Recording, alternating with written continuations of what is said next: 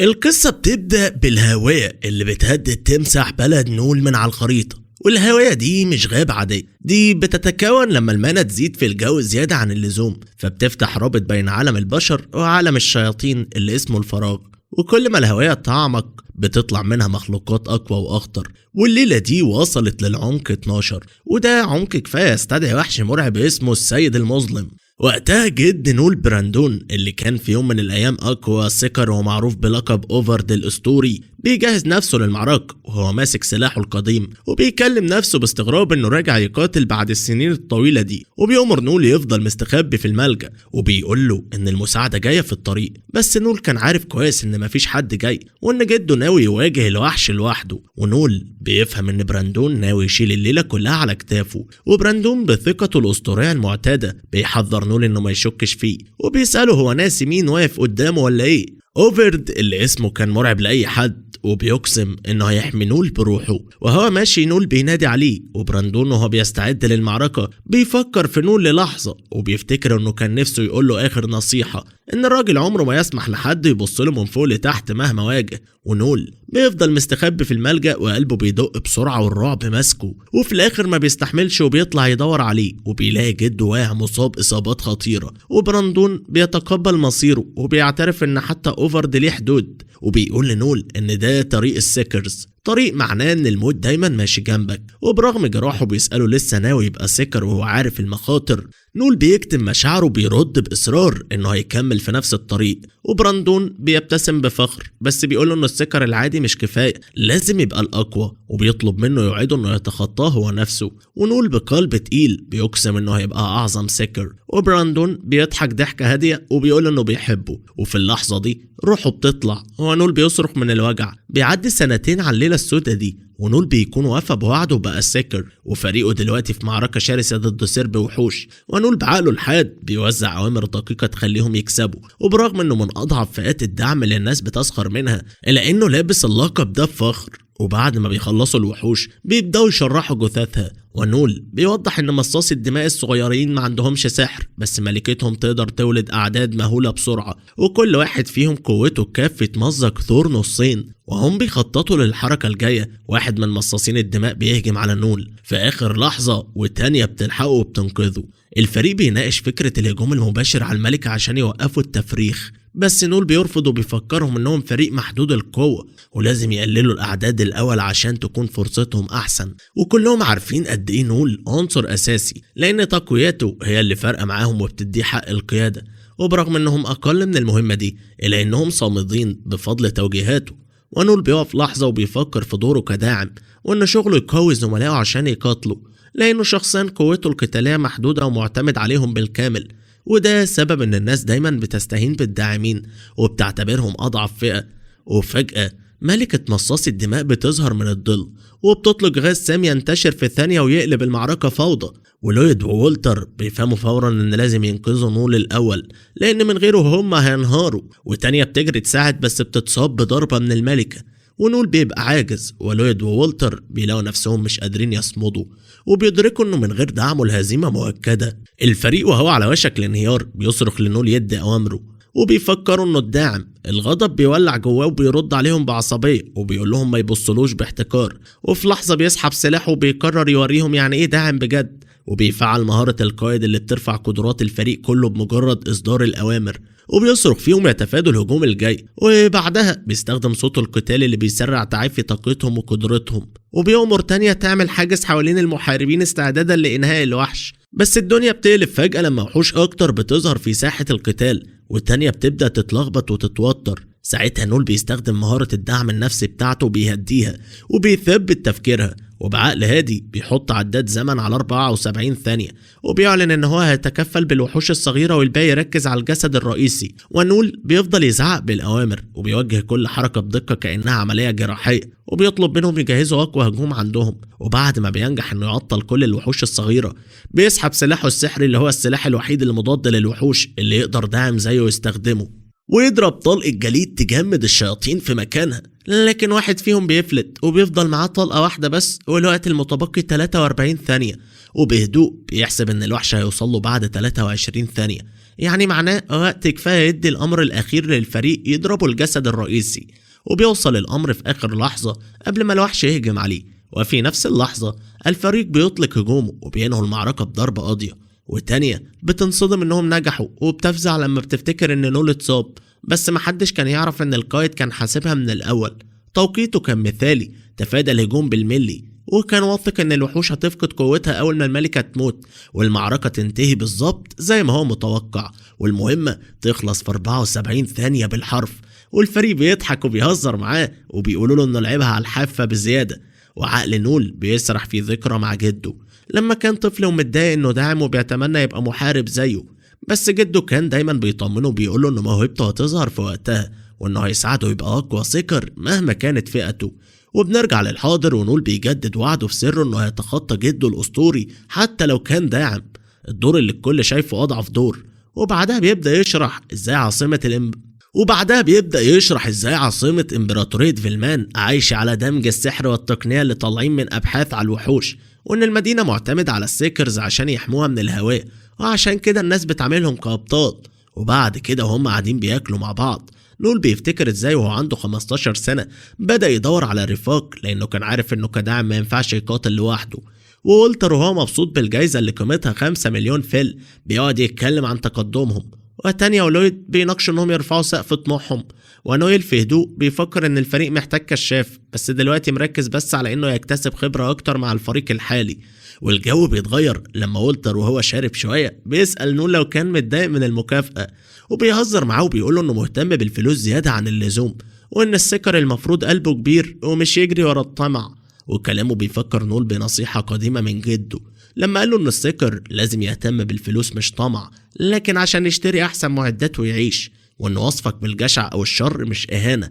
دايما يكرر عليه درس واحد مهم: ما تسيبش حد يبصلك من فوق لتحت مهما قال. بنرجع للحاضر ونول بيقول انه مش متضايق، لكن وولتر بيفضل يضغط عليه، وده بيولع خناق الكلام. ونول بيعاير وولتر انه دايما بيستخدم سنه كوسيلة سلطة، وبيقوله انه في عالم السيكرز المهارة هي اللي بتفرق مش العمر، وبيسخر منه لانه متكئ على سنه عشان يفرض رأيه. وولتر بيرد بعصبية وبيتهم نول انه دايما مستخبي في الخلف وهو اللي بيواجه الخطر، وبيقوله انه بيحط رقبته تحت السكين عشان يحمي الفريق، بس نول بيفضل يضغط عليه بالكلام. والموقف بيسخن لدرجة ان وولتر بيهدده بالقتل، ونول بكل هدوء بيتحداه يجرب. وفي اللحظة دي لويد بيدخل يفصل بينهم وبيفكرهم انهم فريق واحد، وبيقترح يقسموا المكافأة ويقفلوا الليلة. وفعلا الجو بيهدى، وبعد الحسابات بيطلع نصيب كل واحد 250,000. وبعد ما بيدفعوا نصيب النقابة تانية بتتضايق وبتشوف المبلغ قليل على التعب ده، ولويد بيحاول يهديها وبيقول لها ان المهمات الصعبة دي بتجيب اكتر بعدين. ونول بيتدخل وبيوضح انهم مش تابعين لنقابة رسمية، عشان كده الفرص اقل والمكسب اضعف، وبيفكرهم ان السيكرز المستقلين فرصهم قليلة واللعب اصعب من غير دعم. ولويد بعدها بيقول لهم ان اجمالي فلوسهم حوالي 12 مليون و8 من 10. ونول من غير تردد بيقترح يستخدموا المبلغ ده عشان يعملوا نقابتهم الخاصة، بس لويد بيحذره وبيقول انه تأسيس نقابة محتاج 20 مليون يدفعوهم للدولة، وده اكتر بكتير من اللي معاهم. بس نول وهو مليان ثقة بيقول لهم انه جاهز يدفع 7 مليون و200 ألف اللي ناقصين من فلوسه هو، واصراره يخض اي حد لانه مقتنع ان تأسيس نقابة هو الحل الوحيد عشان يخرجوا من الشغلانات الصغيرة والمهام التعبانة دي ويبدأوا يكبروا بجد. ولويد بيفضل يحذره من تكلفة استئجار مقر في العاصمة وانها نار، لكن نول بيرد عليه بثبات وبيقول انه بالفعل لا مكان رخيص. ولويد لسه قلقان وبيقول لهم انهم فريق صغير وعديم الخبرة وترتيبهم ضعيف ومش قد مسؤولية نقابة، بس نول ما بيسمعش الكلام وبيرد عليه بسؤال مباشر: امتى بقى هيبقوا جاهزين لو مش دلوقتي؟ ولو فضلوا مستنين اللحظة المناسبة عمرهم ما يتحركوا وهيفضلوا في نفس المكان طول عمرهم. وبيؤكد ان الخبرة مش بتيجي بالانتظار، بتيجي بالمواجهة وتحمل المسؤولية. ولويد بيرجع يقول ان من غير ثقة الدولة عمرهم ما هيشوفوا المهمات الكبيرة اللي بتيجي بفلوس حقيقية. ونول بيرد عليه بثقة وبيقول ان سنهم الصغير وشكلهم وقوتهم هي بالظبط اللي الدولة محتاجاه، لان الدولة عايزة سيكرز جداد ناجحين، والناجح في نظرهم مش مجرد مقاتل، ده بقى قدوة وبطل. ونول بيكمل وبيقول ان صورتهم وقدراتهم ممكن تجيب رعايات من شركات كبيرة تزود دخلهم وامكانياتهم.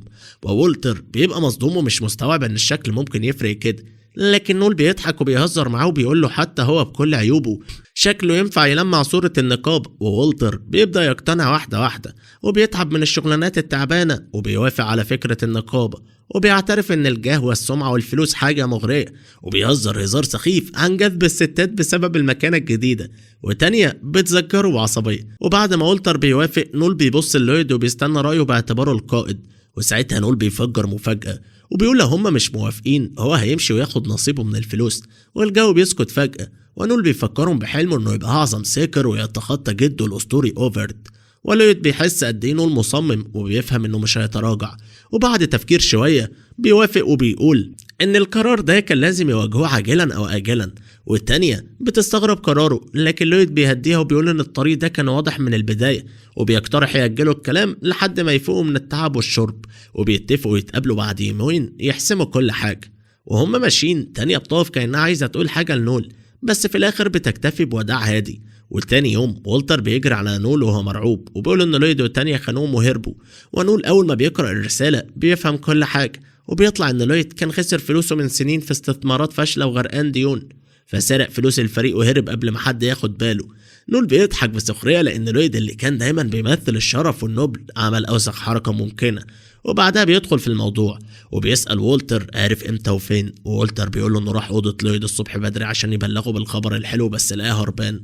وساعتها صاحب الخان سلموا الرساله وقال لهم ان لويد وتانية مشيوا قبل ما بوابات المدينه تقفل، ولو ما كانوش عرفوا بدري كانوا اكتشفوا ده متاخر، وده معناه ان لويد كان بيكسب وقت، ودلوقتي فات اكتر من نص يوم ولازم يكونوا بعدوا عن العاصمه، بس سجلات البوابات هتوضح طريقهم، وبما انهم مشوا على رجليهم فممكن يلحقوهم لو ركبوا خيل. وولتر بيتحمس بس نول بيفكروا ان دي مش مطاردة فلوس بس، دي خيانة صريحة ممكن تنتهي بموت، وحتى لو كسبوهم الفلوس خلاص راحت. بس نول مش ناوي يسيبهم يفلتوا من العقاب، وبعد ما بيلبس يسحب وولتر على الحانة، وولتر مستغرب هم جايين ليه، بس نول بيقول له بس امشي ورايا. واول ما بيدخلوا نول بيلفت نظر كل اللي في المكان وبيعلن ان 2 من فريقه سرقوا فلوسهم وهربوا، وبيعرض مكافأة 2 مليون فل للي يرجعهم أحياء. وولتر بيتخض وبيسأله ليه يفضح نفسهم كده، ونول بيرد بهدوء انه بيدور على شخص معين، والاعلان ده اسرع طريقة، واول فريق يقبل المهمة وبعدهم فرق تانية، لحد ما شخص شكله مريب بيقرب من نول، ونول بيعرف فورا ان ده الشخص اللي مستنيه، وبيطلعوا بره ويتكلموا، والراجل بيقول له انه شاف 2 بالمواصفات دي وماشيين على طريق معين بس فريقه ضعيف، ونول بيعرض عليه 1 مليون فل نص المكافأة، والراجل بيحاول يساوم بس نول بيكون قريء وبيوافق في الاخر، وبيتفقوا يقابلوه عند البوابة الجنوبية. ونول بيسيب وولتر هناك وبيروح يخلص حاجة، وبعد شوية بيرجع والكل متجمع. وولتر بيسحبه وبيسأله إذا كان فعلا مستعد يقاتل لويد وتانية، ونول بيرد من غير تردد إنه ما عندوش مشكلة يقتلهم لأنه مفيش لا رحمة ولا تفكير. وولتر بيتصدم من بروده، ونول بيعترف إنه من أول يوم حاطط خطط للتعامل معاهم لو خانوهم، حتى وولتر نفسه، وبيقول له قلة الثقة ممكن تكون مفيدة، وفي قرية بعيدة لويد وتانية ماشيين وهو مطمن انهم امان، ومش متخيل ان نول ممكن يطاردهم، لكنه غلطان. وفجأة نول بيظهر وراه معاه صيادين جواز، ولويد بيحاول يمسك سلاحه ولكن نول بيجمده هو وتانية في مكانهم. وولتر بيتقدم وهو بيصرخ في وش لويد بغضب على خيانته. وولتر بيكون ناوي يضرب لويد في وشه بس نول بيوقفه وبيقول له استنى عشان عايز يسأله السؤال الأول. نول عارف ان لويد صرف كل فلوس الفريق، بس كان فاكر ان فلوس مهمة مصاصين الدماء لسه موجودة، انما لويد بينكر بظهره بيقول انه صرفها هي كمان. فنول ببرود بيسأله يعني ضيعتها في استثمار فاشل جديد، ولويد بيعترف وهو بيتهته انه استخدم الفلوس عشان يسدد ديون زيادة، وطريقة كلامه وحركاته وهو مضغوط بتأكد لنول كل حاجة. الصورة بتبقى واضحة، لويد مش بس مستثمر فاشل، ده مدمن قمار وغالبا مديون لتجار ديون، ومع كده محدش كان مستني يسمع الاعتراف ده منه. قبل ما لويد يكمل اعتذاراته وولتر بينفجر فيه وبيزعله ازاي ضيع تعبهم كله.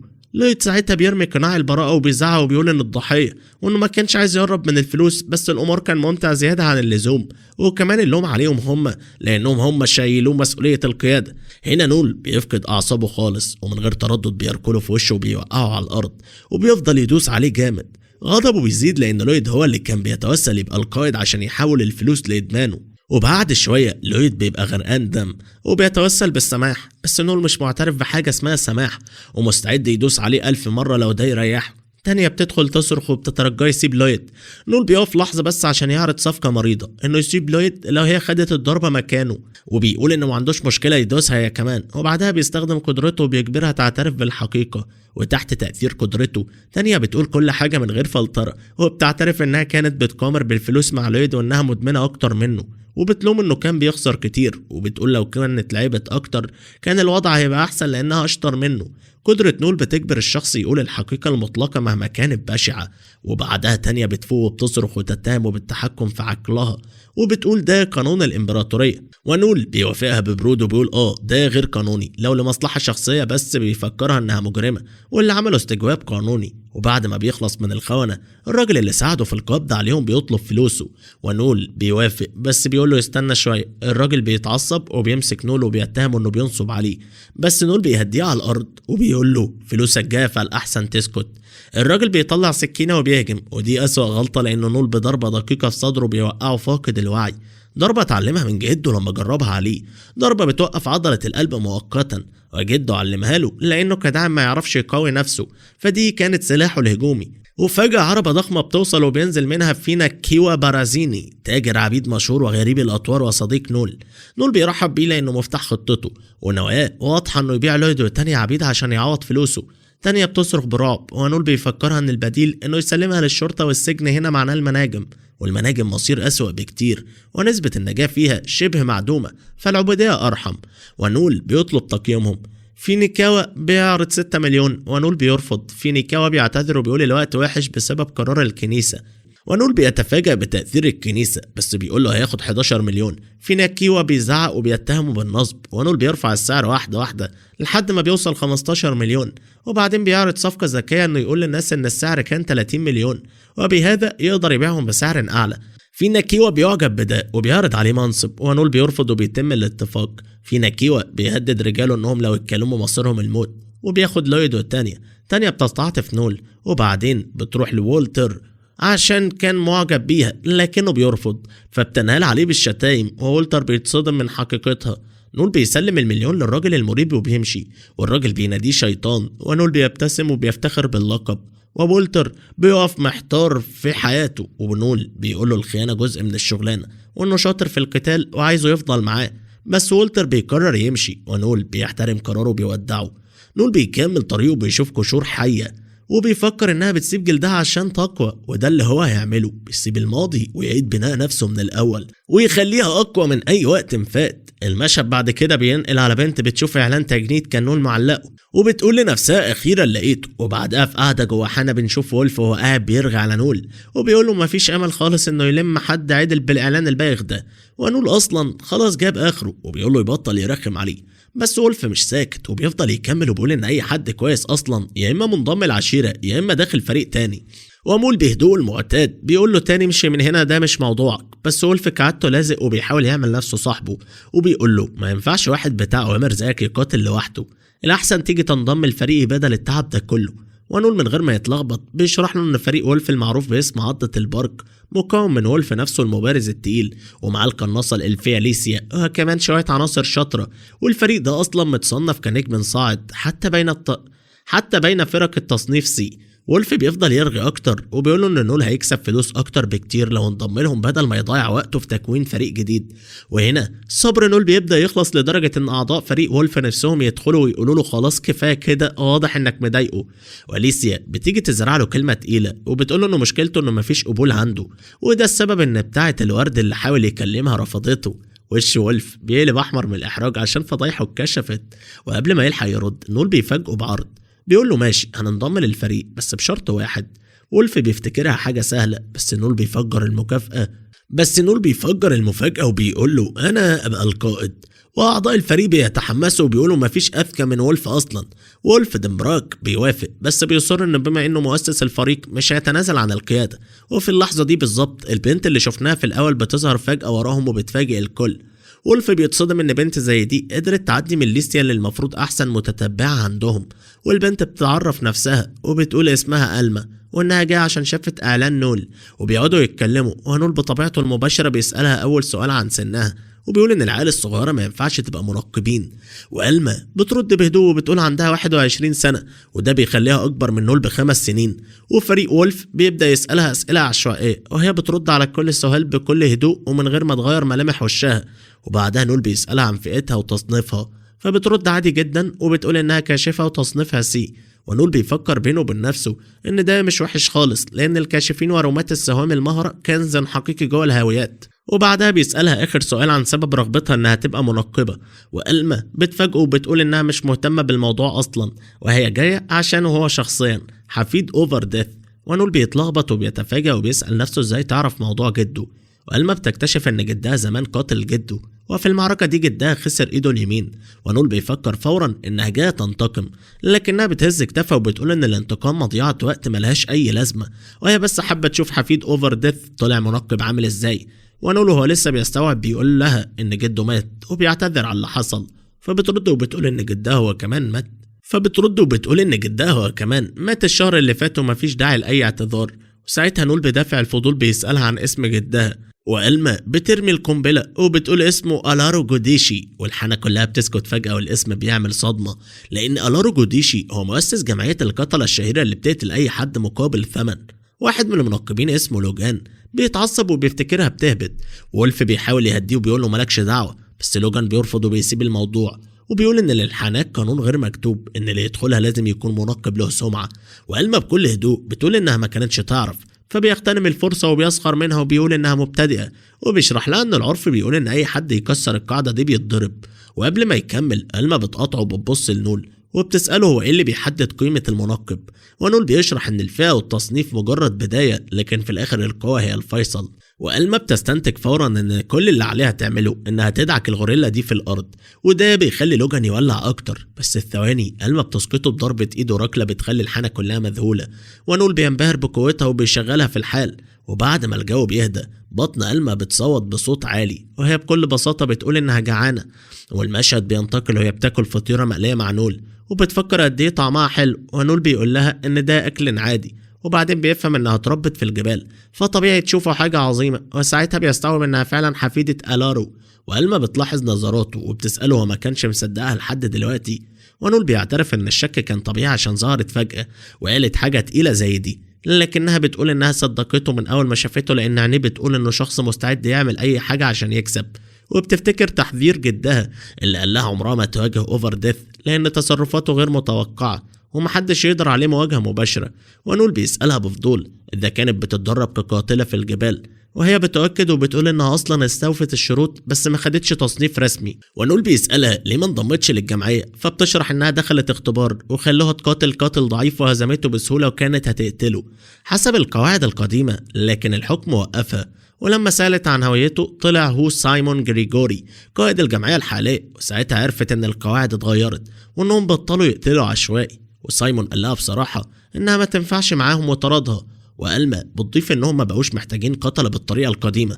وإن قريب الجريمة هتضم الجمعية تحت جناحها، ونول بيربط الكلام ببعضه وبيفهم إن الجمعية داخلة تحت مظلة الحكومة، وألما بتوضح إنهم بيحولوا نشاطهم للتجسس بدل الاغتيالات عشان دي الطريقة الوحيدة اللي تضمن بقائهم، ونول بيتوتر وبيفكر إن المعلومات دي ممكن توديه في داهية، وألما بتفتكر فجأة إن الكلام ده سري وبتضحك وبتقوله ما تقلقش هتحميه زي الأخت الكبيرة، ونول بيتضايق وبيقول لها إنه مش بيحب الدور ده، وبعدها المشهد بينتقل لليوم اللي بعده، ونول وألما ماشيين في الغابة، ونول بيسألها تعرف إيه عن فئة الآمرين، فبتقول إنهم ضعاف لوحدهم لكن عندهم مهارات دعم قوية ودورهم مساعدة الفريق، ونول بيوافق بس يضيف إن الموضوع مش سهل لأن غلطة واحدة في التعزيز ممكن تضيع الفريق كله، وبيشرح ان الامر لازم يقيم ساحة القتال بدقة قبل اي امر، وان دوره الحقيقي هو السيطرة على المعركة بالكامل، لكن المشكلة ان الامر ما يقدرش يعزز نفسه وده بيخليه فئة ما تعرفش تعيش او تقاتل لوحدها. ألما وهي واثقة في نفسها قالت له انها متأكدة انه يقدر يعتمد على نفسه، ونول بنص ابتسامة اعترف انه لو ما كانش كده كان زمانه مات من بدري، وهما واقفين عند ترعة على نهر صغير، نول طلب من ألما تمسك له وحش وشرح لها ان الوحوش في الاساس نباتات وحيوانات اتشوهت بسبب الهواء وإن صيدهم جزء أساسي من شغل أي ساكر، والنهارده عايزها تصطاد ارنب وتقتله، ووريها صورة المخلوق. فألما افتكرت شكله لطيف واتبسطت، بس نول حضرها بسرعة وقال لها ما تنخدعش، المخلوقات دي شرسة قد ما هي كيوت. وبعدها قال لها ان الصيد ده هيكون تجربة، وانه ناوي يدعمها وبيخليها تمسك الوحش. ألما بثقة قالت له مش محتاجة اي دعم، وانها تقدر على الارنب لوحدها. بس نول قال لها ان الكلام ده ما ينفعش، وشرح ان جسم اي بني ادم بيحتاج وقت عشان يتأقلم على التعزيزات اللي التوكر بيديها، وسألها لو معاها مقياس الاكسل. فقالت له ايوه، وذكرت انه بيضاعف سرعتها مرتين وتقدر تراكبه لحد 4 مرات. نول كمل وسألها لو كانت قدرت تستخدم الاكسل صح من اول مرة. فألما اعترفت ان الموضوع خد وقت وتدريب عشان جسمها يستحمل المهارة. فنول قال لها اهو نفس الموضوع بالظبط مع التعزيزات، لازم وقت عشان جسمها يتعود على القدرات الجديدة، والتوافق بينها وبينه هو اللي هيحدد قوة خططهم قدام. وقال لها ان الفريق القديم بتاعه خد نص شهر عشان يتعود على دعمه.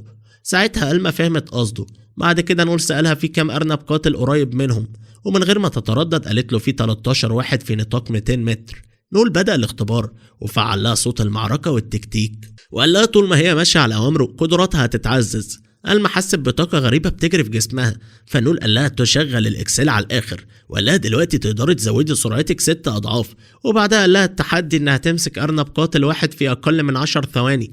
ومن غير أي تضييع وقت الاختبار بدأ. ألما جريت في الغابة بسرعة جنونية، ومش بس مسكت أرنب واحد، لا دي لمت كذا واحد. ولما رجعت وسلمتهم لنول اتصدم لما لقى إنها مسكت ال13 أرنب كلهم في المنطقة، وفي 8.6 ثانية بس. نول انبهر بسرعة تأقلمها مع دعمه، وقرر ان مفيش داعي لأي تدريب زيادة. وبابتسامة قال لها انهم كده جاهزين لأول مهمة ليهم كفريق. وبعدها كشف لها ان قرية صغيرة اسمها مانتز كانوا لسه مخلصينها من الوحوش، بعت له طلب عشان يتعامل مع شوية حرامية مرعبين. والمشهد بينتقل ليهم وهم راكبين عربية، وألما لأول مرة بتركب عربية وبتستمتع باللحظة. بس نول حذرها وقال لها فرحتها دي مش هتكمل، لأن في آخر المشوار مؤخرتها هتبقى حجر. وهم ماشيين نول استغل الوقت وشرح لها أنواع الشغل اللي السكرز بيعملوه، غير قتال الوحوش اللي طالعة من الهاويات، بيطاردوا مجرمين ووحوش وكنوز، وفي مهام أسطورية بيستكشفوا فيها أماكن مجهولة. ومشكلة الحرامية اللي رايحين لها دي المفروض من مسؤولية اللورد، بس أحيانا اللورد بيتأخر فالناس بتلجأ للسيكرز. ألما ما عجبهاش الكلام ده، ونول اعترف ان الاجر مش هيبقى كبير لان اللي طالبين المساعده قريه زراعيه، بس شايف انها تجربه حلوه لبدايه فريقهم. فألما اتحمست لاول مهمه، وده فكر نول بفريقه القديم وحرك جواه ذكريات. بعد كده المشهد بينتقل ليهم وهم واقفين في بلده اسمها اودورا يباتوا فيها. ونول من غير اي تعاطف قال لها انهم راكبين عربيه تاني بكره المانتز، وفضلوا يدوروا على خان بس كله مليان. وبعد تعب لقوا واحد في اوضه واحده بس. نول ارتاح وقال لألما تاخد السرير. ألما مشيت ونول نام على السرير وهو عارف كويس انه مش موهوب بالفطرة، وافتكر وعد جده له انه هيخليه اقوى السكر رغم فئته. ومع النوم كان لسه سامع صوت جده في دماغه. تاني يوم وصلوا للقرية اللي رايحينها، والعمدة استقبلهم ومتفاجئ جدا انهم 2 بس. نول قال له ببساطة ان الباقيين سابوا الفريق وما بقاش غيرهم، وبابتسامة وثقة طمنه وقال له يهدى لانهم هيخلصوا الشغلانة. والعمدة ابتسم ابتسامة مهزوزة وهو مش مقتنع قوي. قعدوا جوه ومرات العمدة قدمت لهم شاي، ونول وهو بيشرب لاحظ بنت العمدة بتبص له من بعيد، ولما خد باله استخبت بسرعة وهي مكسوفة. العمدة قال له انها في سن صعب وانها متحمسة لزيارتهم. نول افتكر انها اكيد متضايقة ان القائد الوسيم مش موجود، وهو ما يعرفش انها معجبة بيه هو.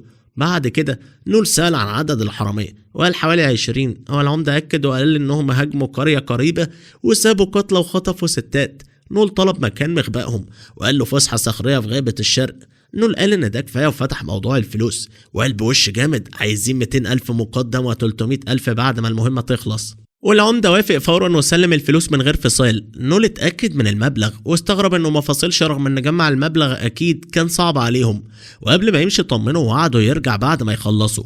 المشهد بينتقل لنول وألما في الغابة، وألما فجأة قالت له ان العمدة كان باصص عليها طول الوقت ووصفت تصرفه بالمقرف، وكانت متعصبة خصوصا انه عمل كده قدام مراته وبنته. قبل ما نول يرد بنت العمدة جريت وراهم وسألتهم اذا كانوا فعلا هيقضوا على الحرامية. نول ابتسم بثقة وطمنها، وهي تمنت له التوفيق وقالت له انه فاكر يعسوب الخيزران اللي في ايدها.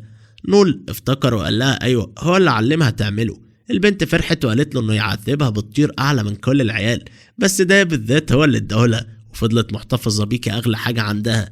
نول حس ان الموقف لطيف وهي احمرت وطلبت منه يستعجل في الرجوع عشان هي وامها يعملوا اكل مخصوص له والألمة. بعد ما البنت بتمشي ألما بترفع حواجبها وبتبتسم ابتسامة مستفزة وبتبدأ تجر شكل نول وبتقوله ان البنت الصغيرة لفة حواليه. نول بيتنرفز وبيقولها تسكت وبيقول عليها انها كبيرة وفاضية، وده طبعا ما بيعجبهاش. بعدها المشهد بينتقل لليل وهم بيراقبوا مخبأ الحرامية وبيكتشفوا بسرعة ان عددهم اكبر بكتير من 20. نول بيكتب جبينه وبيفكر ان ولا شلة بلطجية عادية ممكن تتجمع بالاعداد دي، وفجأة عينه بتيجي على زعيمهم وبيعرفوا على طول جوردو شفرة الحلاقة.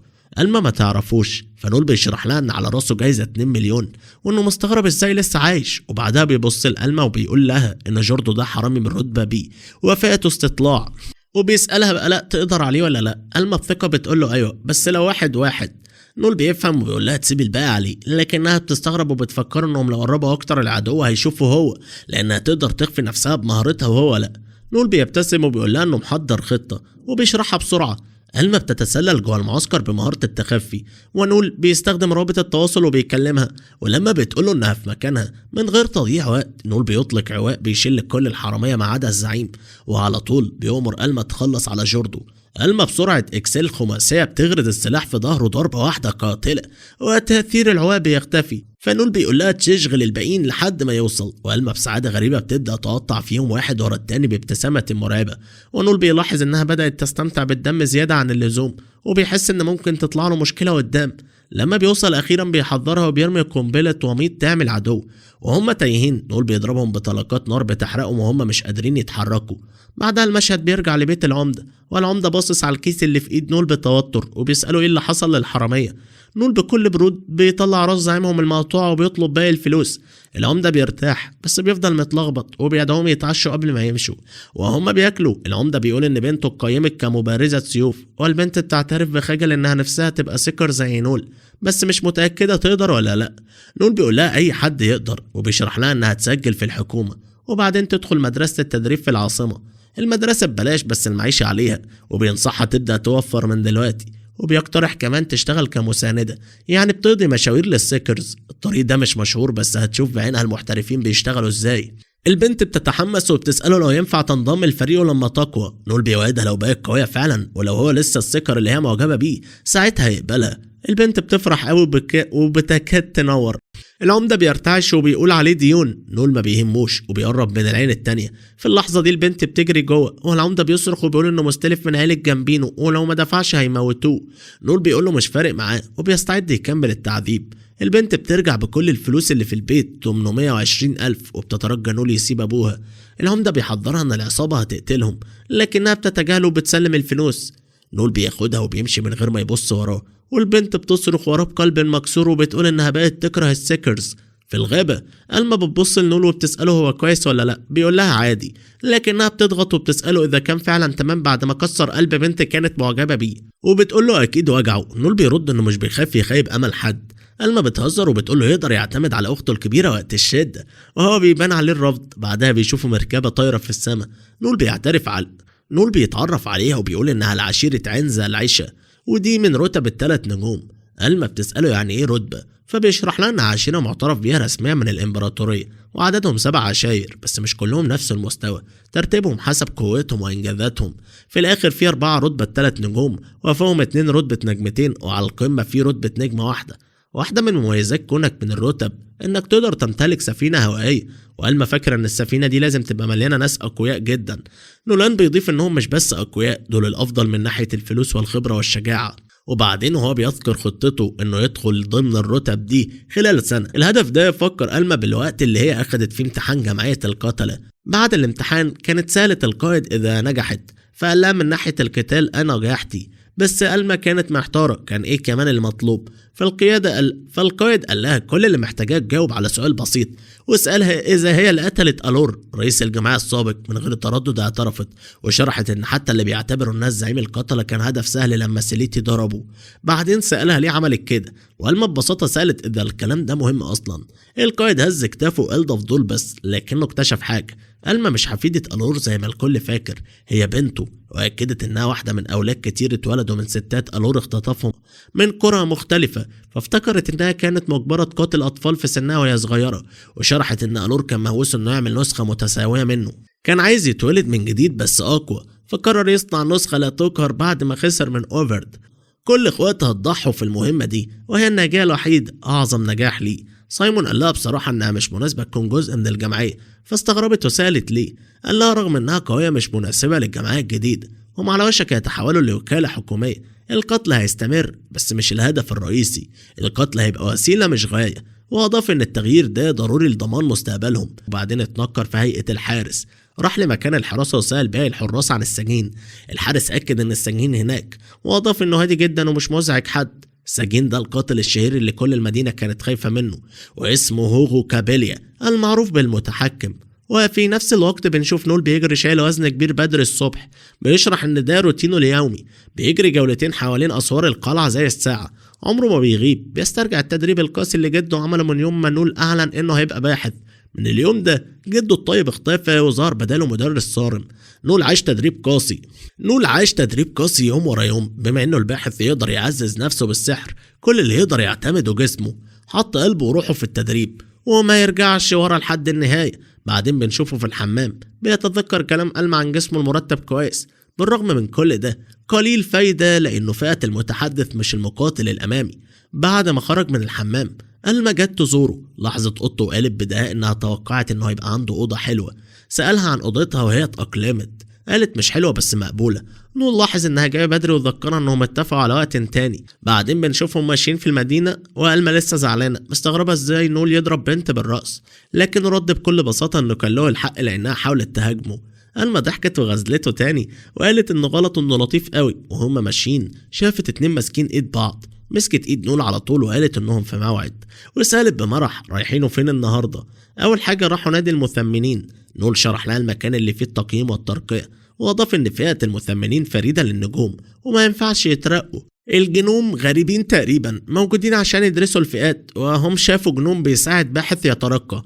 نول سأل ألما ناوية تعمل ايه بما ان عندها العلامه اللي بتبين انها جاهزه للترقية، وشرح ان لما حد يجهز للترقية علامة بتظهر على جسمه، عادة على ظهر اليد. ألما بطريقتها الساخرة قالت انه هيكون لطيف لو العلامة ظهرت على مؤخرته.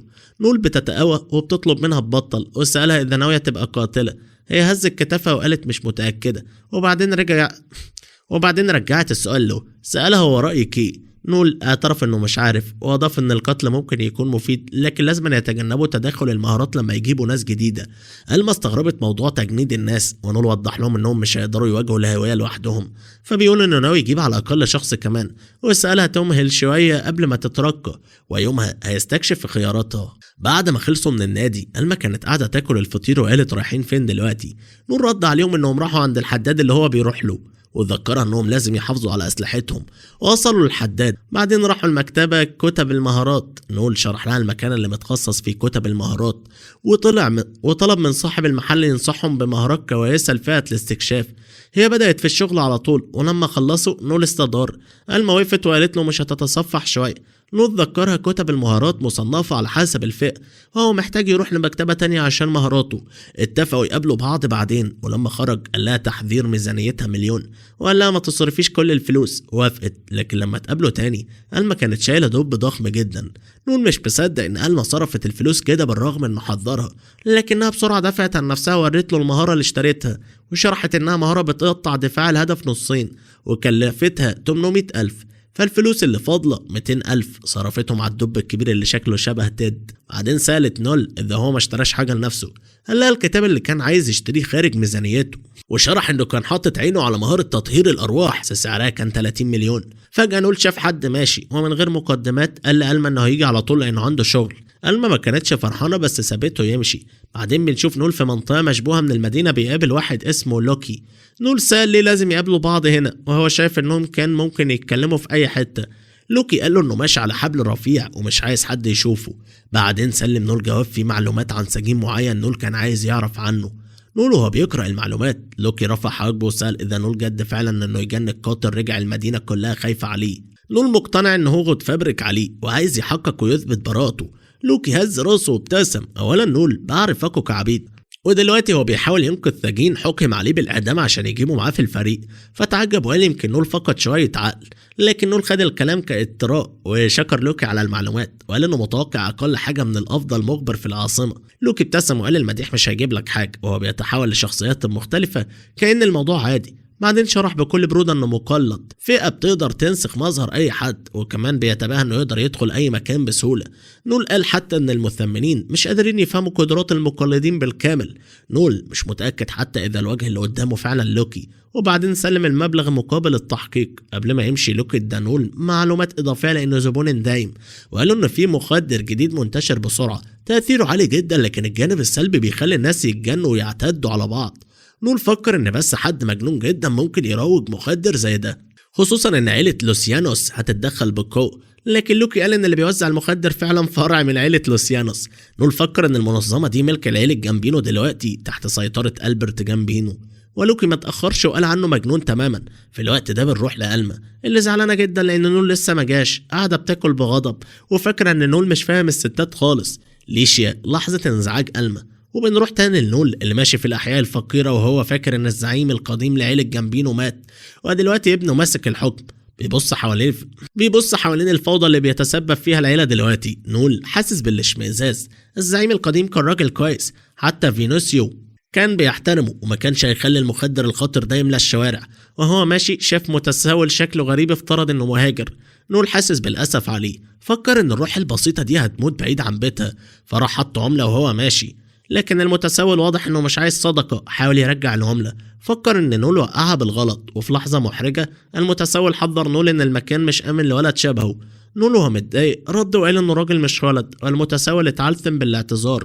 نول اتضايق اكتر وقال انه مش عايز الفلوس الوسخة دي لانها اتلوثت بايده القذرة، ورايح يمشي لكن الغبي جري وراه. نول اتنرفز وضربه على الارض، وبسخرية قال له ما تلمسنيش واعرف مكانك. الراجل بقى على الارض وبص لنظرة نول، افتكر حد تاني عامل معاه نفس المعاملة والغضب ولع فيه، وقال انه مش بيحب القتال لكنه لازم يدافع عن نفسه، واخد وضعية القتال. نول لاحظ ان الموضوع مش مجرد شارع، عارف ان الراجل عنده مهارة. الراجل بدأ يجهز هالته للقتال وقال لنول يعتذر، لكن نول رفض والراجل هاجم. نول تفادى بسهولة واتبادلوا الضربات، بس نول واضح انه الاقوى. الراجل بيتنفس بصعوبة وقال ان حركاته مرعبة، حتى تساءل بصوت عالي اذا نول نوع من النينجا. نول شرح ان النينجا فئة فرعية موجودة في جزيرة شارك، وبدأ يستنتج ان الراجل ده اكيد من هناك. وبعدين كشف له انه في الحقيقة متحدث. الولد استغرب لكن شاف قوته ومرجعش، بدلا من كده اطلق الهالة بتاعته وقال انه هيستعمل مهاراته الحقيقية دلوقتي. نول اتشوق وفكر يمكن لها كنز، واتخذ وضعية قتالية جدية لاختبار مهاراته. قبل ما يتصادموا واحد غريب قصير شبه الاقزام جري وقال نادى على الراجل باسم كوبا، وسأله ليه بيقاتل وهو متقال له يقعد هادي. وفي الوقت ده بنرجع لليشيا مع ألما. اكتشفت ان ألما لسه ما اختارتش فئة، وألما شرحت الاربع الاختيارات: قاتلة، معذبة، مطاردة، وحرامية. وقالت انها ميالة اكتر للقاتلة والمطاردة، لكن ليشيا لاحظت صعوبة الاختيار اذا حابة تقاتل في الخطوط الامامية او لا. ألما وافقت وقالت الموضوع بيعتمد على باقي الفريق، عشان كده اجلت الاختيار. ليشيا فكرت وقالت يمكن نول دلوقتي بيدور على اعضاء جداد للفريق. في الأحياء الفقيرة الراجل القصير بدأ يوبخ كوبا على أفعاله، واستخدم الخاتم على إيده العقاب. نول بسرعة لاحظ إن كوبا أكيد عامل قسم خضوع للراجل، والخاتم بيسمح للي لابسه يسيطر على اللي عامل القسم، وواضح إن استخدام الجهاز ده غير قانوني إلا إذا الشخص عبد. الراجل القصير اللي أكثر من وينر سأل نول مين هو طبعا غلط وظن إنه بنت. الغبي حاول يكون متحرش شوية. نول قفل عليه بسرعة بركلة، بعدين خرج مسدسه وصوبه على الوغد وسأله جاي منين. الراجل اعترف انه من سودرلاند، لكن رفض يشرح سبب وجوده. نول ما قبلش الكلام ده، وبشوية اقناع الراجل كشف الحقيقة. قال انه اضطر يهرب من سودرلاند لانه اتقبض عليه يدير حلبة قتال سرية لعيلة ألبرت، وكان بياخد فلوس زيادة. نول جمع القطع مع بعض، عرف ان الراجل بيختبئ هنا لان عيلة جيمبينو اقوى من ألبرت ومش قادرين يوصلوا له. نول سأل اذا كوبا جليدي له، والراجل اكد. نول فهم الخطة، هيجبر كوبا يقاتل في الحلبة السرية، الهدف فلوس الجواز للرجوع للشغل. الراجل قال نول فهم الموضوع كله، لكنه لسه فاكر نول بنت، فسأل اذا هو متورط في الحلبات. نول وضح له قال انه باحث. المفاجأة دي ادهشت الراجل الصغير جدا وغضب نول اكتر. نول فكر ان محدش هيهتم اذا قتله، عيلة ألبرت مش هتدور على اللص الهارب، وكوبا هتكون حرة لما الراجل يختفي. نول ضغط على الزناد بس ما شفناش الرصاصة راحت فين. في الوقت ده ليزا بتتكلم مع ألما وقالت إن إعلان تجنيد نول لسه موجود في ساحة المدينة، فممكن يكون حد تواصل معاه. ألما لسه زعلانة لأنه ساب الموعد نصه. اعترفت إن ده تصرف عادي من نول، لكن ليزا ضحكت وقالت يمكن يكون بيجند حد جديد واعد دلوقتي. ألما مش فارقة معاها لأنها مقتنعة إنها كل الشريك اللي نول محتاجاه، لكنها حذرت لو حد تاني ظهر هتقتله.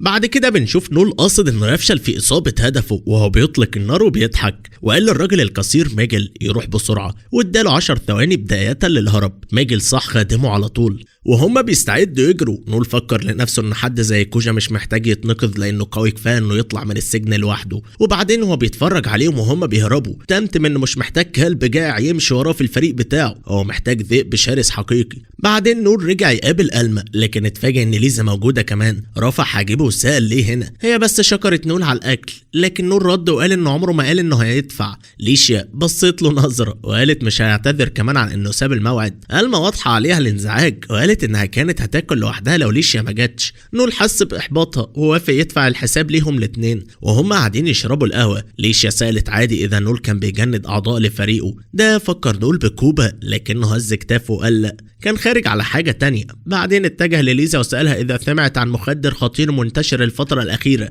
ليشيا هزت راسها وسالته ليه مهتم. نول شرح ان المخدر قوي جدا لكن ليه تاثير جانبي وحشي بيخلي الناس تغضب بشكل لا يمكن السيطره عليه، وقال انه بينتشر من غير رقابه، وطلب من ليشيا تبلغ عصابه وولف تكون صاحيين. ليشيا لقيت غريب اهتمام نول بيهم وهو تجاهل وقال انه بس بيشارك معلومات كشريك في العمل. ليشيا قامت وقالت وقتها الشغل، وبصت لألما وقالت لازم نتقابل تاني المرة الجاية كأصدقاء. ألما فرحت بالفكرة وقالت لازم نبقى أحسن أصدقاء. ليشيا وافقت ودعت نول ينضم لهم لكنه لوح لها وقال لها تمشي. بعد ما مشيت نول فكر بما ان حتى ليشيا سمعت عن المخدر ده يبقى منتشر بره منطقة جامبينو، واتمنى الموضوع ما يتحولش لكارثة. بعدين المشهد اتحول لقاعدة عيلة جامبينو. ميجل وكوبا دلوقتي مسجونين واقفين قدام ألبرت جامبينو زعيم العيلة القاسي. ألبرت قال ان ده مش هيقدر يسمح لهم يسرقوا من عيلة ألبرت، واضاف ان زعيم ألبرت امر ان ميجل يتسلم اول ما يتلقف. وميجل عارف ان ده اخر شخص كان نفسه ما يقعش في ايده لانه عارف ألبرت جامبينو مش بس خطر، ده مجنون تماما، شيطان متجسد. ألبرت قال ان تسليمه مباشرة ممل جدا وما عندوش اهتمام يشتغل لعيلة صغيرة زي ألبرتيات. ميجل شاف فرصة حاول يسحرهم بالكلام ووافق ان عيلة نبيلة زي جامبينو ما ينفعش تخدم العاديين. ألبرت وافق وبريق شرير في عينه وقال عنده فكرة أحسن، هيسلمهم للألبرتيات كدومة محشوة. ميجل اتجمد وحاول يستوعب قصد ألبرت لحد ما ألبرت شرح هيعديهم أحياء ويحط بقاياهم في أكياس ويهديهم للألبرتيات. وجه ميجل اتحمر من الصدمة وكوبا الغريب شعر بالراحة، فكر يمكن دلوقتي أخيرا يحصل على الموت اللي كان مستنيه. لكن قبل ما ألبرت ينفذ خطته زعيم قرية مينس وصل مستعجل يتكلم معاه عن دين مهم. شرح وضعه وألبرت عرف بسرعة ان الزعيم كان ناوي يسدد الدين، لكن باحث شقي اسمه نول سرق كل حاجة منه. حسب كلام الزعيم حاول يقاوم لكن نول اخد زوجته وبنته رهين ونزع عينه وخلاه مجبر، واضاف ان نول قال له لو عنده اي فلوس للاعبي بومي جامبينو ممكن يسلمها له بدل كده. غضب ألبرت بدأ يشتعل والزعيم حاول يغلي غضبه على نول عشان يحمي نفسه. ألبرت اعلن ان نول لازم يتحاسب على جرأته، لكن بعدين قال للزعيم انه متوقع دفعته. ومع ارتياح الزعيم ألبرت اضاف انه لسه هيواجه العواقب لتأخر الدفع. الزعيم قال ما عندوش فلوس لكن ألبرت كان عارف وقال بكل هدوء هياخد ايده اليمنى بدل الفلوس. وبص لكوجا المعروف بالسيف الطويل شخص ماهر في التقطيع وطلب منه يشيل ايد الزعيم بالعصا الخشبيه بتاعته بس. ميجل امر كوبا بسرعه ينفذ تعليمات ألبرت. قبل ما يبدا ألبرت خد حبه مخدر وحط نفسه في حاله ساعات وابتسم لانه محتاج دواء عشان يستمتع بالدم. لما كوجا هجم ليقطع ايد الزعيم استهزأ وفكر انه مستحيل يقدر بكوبا يعملها بعصايه، لكن كوبا قطع الايد كانها حاجه بسيطه. ألبرت انبسط بالمهاره الوحشيه دي وميجل استغل اللحظه وقال بفخر ان كوبا مقاتل دربه شخصيا وقدم له هديه لصداقه مع ألبرت. المشهد بعد كده اتحول وكوبا لابس درع جديد واصبح عبد ألبرت، وهو بيلبس الدرع ذكرياته رجعت له. امه كانت معروفه بجمالها وابوه تاجر ناجح. حياتهم كانت كويسة، وفي مرة راحوا معبد يدعوا لطفل سليم، اتهاجموا من قطاع الطرق، ضربوا أبوه وأغموا عليه، ولما صحي انصدم لقى مراته اتعرضت للاغتصاب واتصدمت. الحادثة دي خلت أم كوبا في حالة يأس، وبعد شهور ولدت كوبا، لكن أبوه بصله بغيظ، بالكاد شافه كابنه. يوم من الأيام لما أمه كانت بتهتم بيه سألت أبوه يبص على ابنهم، لكن أبوه همس بالشكوك وغرقها أكتر في الاكتئاب. كوبا اللي كان محتاج شوية حنية من أبوه حاول يقرب منه، لكن كل مرة كان بيرفضه، حتى الخادمات كانوا بيبصوله باحتقار وبيعتبروا كان ممكن يكون أحسن لو مات مع أمه. كوبا كبر وهو حاسس إنه مش مرغوب فيه، وفي يوم صحي على نفسه لقى نفسه على مركب، وسرعان ما اكتشف إنه اتباع كعبد. هنا أول ما قابل مغل اللي عرف نفسه كسيده. مغل بعد كده رماه في عالم القتال الوحشي بتاع المصارعين تحت الأرض، ولما كوبا كسب أول معركة ليه مغل مدحه، واللحظة دي خلت كوبا يعيط لأنها كانت أول مرة حد يديله موافقة ويفرح بإنجازاته. بس الفرحة ما طولتش كتير لأنه سرعان ما فهم إنه لسه مش أكتر من عبد. وفي الحاضر كوبا واقف مستعد بالعدة الجديدة بتاعته، بيجهز نفسه لأي مصير مستنيه. المشهد بعد كده بينتقل لنول واقف في مبنى قديم وبيسأل لوكي ليه استدعاه هنا. لوكي قال له عشان هو زبون مهم وكان عايز يديه معلومات مجانية، وبدأ يحكي له إن عيلة جامبينو ناوية تقتله. نول بسرعة فاهم إن ألبرت جامبينو صدق الأكاذيب اللي قالها رئيس قرية منت، ودلوقتي ناويين يقتلوه. نول فكر إن ألبرت لازم يكون أحمق عشان يصدق الخدعة دي، ولوكي وافقه وقال إن رئيس عيلة جامبينو ده مجنون بيتصرف بدافع اللحظة أكتر من أي منطق. نول قال إنه سمع إن رئيس الجامبينو القديم كان راجل شريف ومش فاهم إزاي حد زي ده يسلم إرثه لألبرت. لوكي شرح له إن السبب ممكن يكون إن ألبرت هو ابنه الوحيد، رغم إنه ابن غير شرعي من علاقة سابقة وما ضمهوش للعيلة غير لما كبر. فجأة نول سمع خطوات تقيلة لحد مسلح جاي، وفهم بسرعة إن لوكي خانه. لوكي بصله بندم واعتذر. نول قال له إن خيانة زبون كمخبر بتدمر سمعته كمحترف، ولوكي عارف ده، لكنه اعترف إنه بيقدر حياته أكتر من شغله، وقال إنه معاه فلوس تكفيه يهرب ويبدأ حياة جديدة في مكان تاني. نول ما تأثرش وقال له إنه في خطة صغيرة فيها ثغرة، وهدده بالسلاح وقال له مفيش سبب يخليه يعيش. نول كمان قال إن الموضوع مؤسف لأنه في الحقيقة ما كانش بيكره لوكي. لوكي قال إنه حاسس بنفس الشيء وقبل مصيره بهدوء. نول استغرب وقال له ليه فجأة راضي بالموت بعد ما كان مستميت عشان يهرب قبل شوية. لوكي رد إنه اكتشف إن اللي خانه مش نول بل كبرياءه كمخبر. نول انبهر بالتغيير ده وخفض سلاحه وقرر يسامحه، وقال له مش محتاج يسيب العاصمة، وأكد له إنه هيتصدى لكل عيلة جامبينو، ولوكي يقدر يقيم كبرياءه تاني هنا.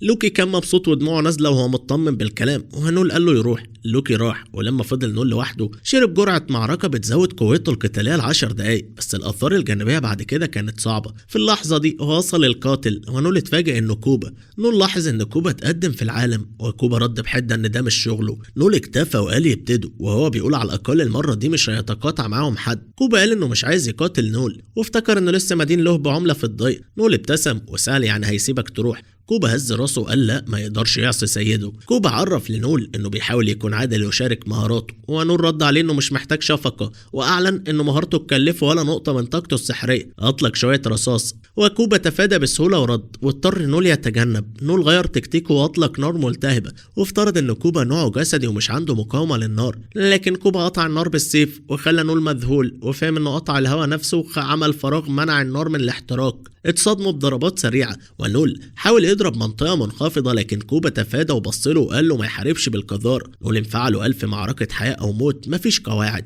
استخدم ضوء مفاجئ أعمى كوبا، لكن كوبا صد الهجوم بدقة. نول لاحظ دقة كوبا رغم انه مش شايف، وفهم ان ده بسبب مهارته في التقطيع. كوبا هاجم وهو قافل عينيه، ونول حاول يصد بصوت صرخة الصدمة، لكن كوبا تجاهل ده. نول وقع من المبنى مذهول، ولما رجع وعيه لقى كوبا واقف بالسيف ومعلن انتصاره. اعترف ان نول كان احسن خصم له، لكن نول سأله ليه مش هينهي المهمة وذكره بأوامر جامبينو. نول مسك السيف بغضب واتهم كوبا باللين، وحذر ان ألبرت جامبينو مش هيسامحه لو فشل. كوبا تردد، بس نول قال مفيش اغلى من الحياة. كوبا فكر اذا نول بيضحي بنفسه عشان يسيبه يعيش، لكن قبل ما يقرر خرجت الابر من الهواء. كوبا تفادى وألما ظهرت. نول ارتاح لكنه وقع لان تأثير الجرعة انتهى، وافتكر انه استدعى ألما من خلال الرابط. ألما سألت نول لو تقدر تقتل كوبا، ونول وافق. ألما هجمت وكوبا صدها وقال انه مش عايز يضر ست، لكنها قالت انها اقوى منه. اشتبكوا بالسيوف بعنف، وكوبا اتباهى وقال انها خدعته قبل كده، حتى الرجال ما يقدروش ينهوه.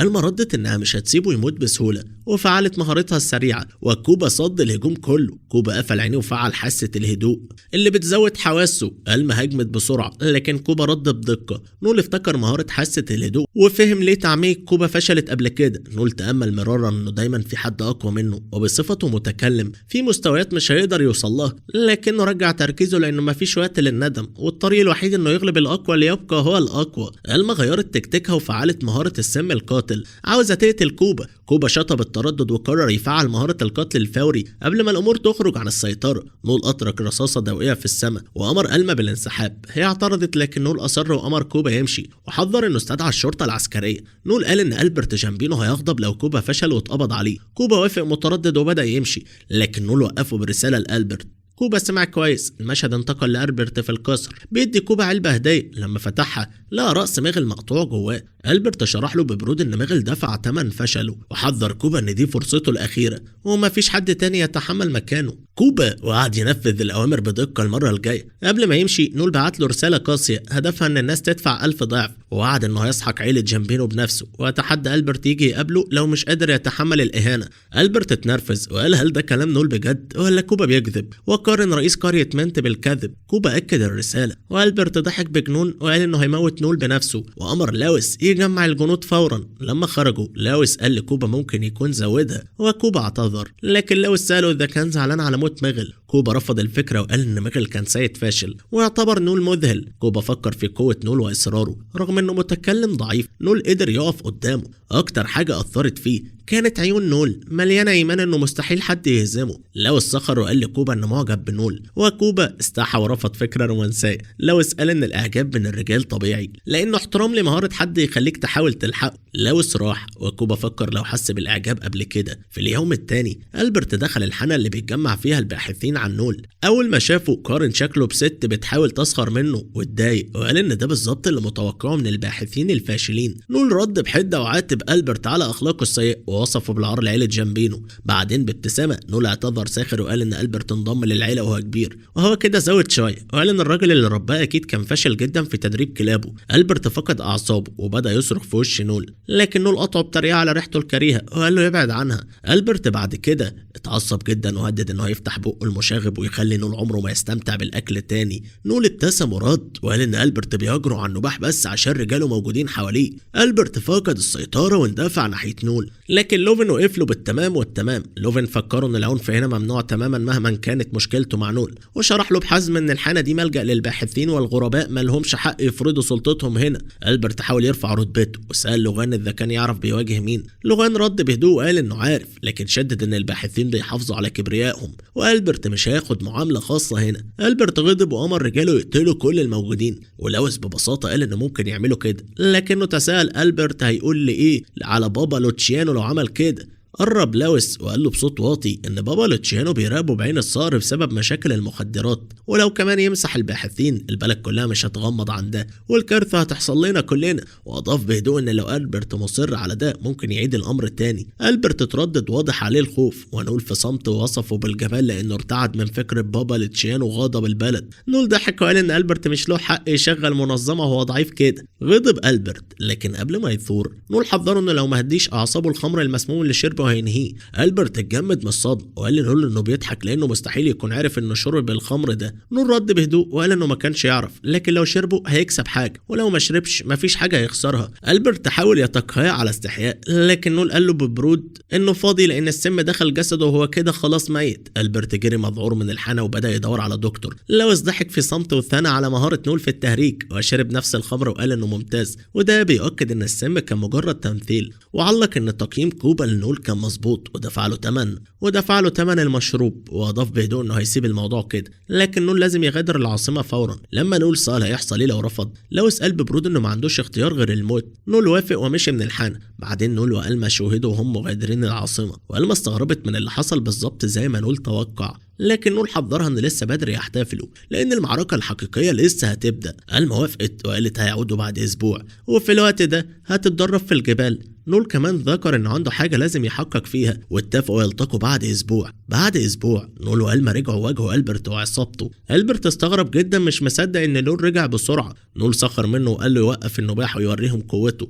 ألبرت غضب وأمر رجاله يمزقوا أعضاء نول، وكان عايز موته يكون بطيء وعنيف، لكن رجاله ما اتحركوش. ألبرت اتلخبط وسألهم ليه، لكن فضلوا ساكتين. هنا نول قال له ان تصرفاته الغبية سلبته الحق في القيادة. القصة بعد كده بترجع أيام قليلة لورا، وبنشوف رجالة ألبرت بيتذمروا من وضعهم السيء، وقالوا انهم زهقوا من أوامر رئيسهم المجنون. مؤخرا ألبرت أمرهم يذبحوا رئيس قرية منت وعيلته بطريقة وحشية جدا، وده خلى حتى أقصى المجرمين يتأثروا، لأنهم ما يقدروش يتحملوا اللي حصل للبنت الصغيرة، واعترفوا انهم انضموا للعالم السفلي بسبب إعجابهم بشجاعة الرئيس السابق اللي ما كانش بيؤذي الضعفاء. فبالعصبية راحوا لسؤال لويس إذا يقدر يتدخل، لكن قبل ما يرد نول ظهر وقال لهم يوقفوا جدالهم. بعدين بص على لعبة البامبو اللي ماسكينها وغضبه اشتعل، لأن ده دليل ان البنت الصغيرة ماتت. لويس فكروا ان نول كان المفروض يغادر العاصمة. نول بابتسامة رد وقال انه بالفعل ساب العاصمة بس لمدة اسبوع، وسماها اجازة صغيرة حلوة. لويس ما ضحكش وسأله اذا نول فاهم هو بيعمل ايه، ونول بهدوء اكد له انه فاهم وسلمه ورقة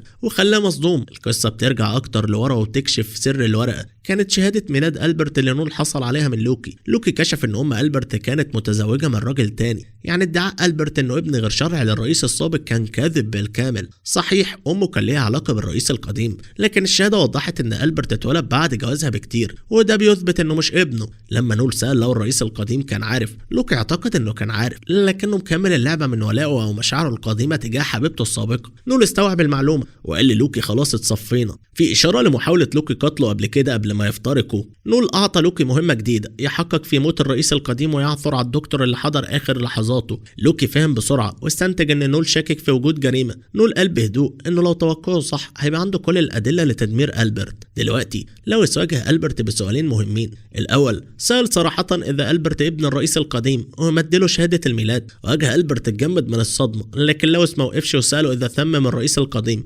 وغطاه على انه مرض طبيعي. ألبرت حاول ينفي وقال ما فيش دليل، لكن نول قطعه وقال له مش محتاج دليل. لما الدكتور اللي حضر قال كل حاجة الحقيقة، نول كشف ان الدكتور اعترف ان ألبرت رشاه عشان يسكت عن اعراض السم. ألبرت حاول يقول ان نول بيكذب، لكن نول ابتسم وقال ان المتكلمين زي عندهم مهارة اسمها الاعتراف بتخلي الناس يقولوا جرائمهم، واستخدمها على الدكتور والحقيقة انكشفت. ألبرت بقى محاصر. لويس وضح له انهم مش هيمشوا وراه تاني، وقال انه فقد احترامهم وحق القيادة. ألبرت حاول يبرر وقال الرئيس القديم سلم المنصب له بإرادته، لكن لويس ضحك وقال له كان بعد ما قتل الرئيس بدم بارد. رغم ده كله لويس عرض فرصة أخيرة، مبارزة 1 ضد 1 مع نول، وإذا فاز ألبرت هيعترف بيه كالرئيس. ألبرت عارف إن فرصه ضعيفة فسمح له يختار حد يقاتل نيابة عنه، يختار أي حد من رجاله. ألبرت قال مش محتاج يسمعهم، لكن في اللحظة دي فينيسيو دخل وسكت ألبرت بكلام حازم، وقال إنه هيكون الشاهد في المبارزة، وأضاف إنه كان مستني فرصة للتخلص من ألبرت من زمان. لما نول اقترح الخطة فينيسيو استغل الفرصة، وإذا نول فاز هيديله 50 مليون مكافأة. ألبرت اتضايق وقال فينيسيو مخطط للأمر كله، لكن فينيسيو نفى وقال زهق من شكاوي ألبرت المستمرة، وأمره يختار مبارز أو يواجه عواقب أسوأ.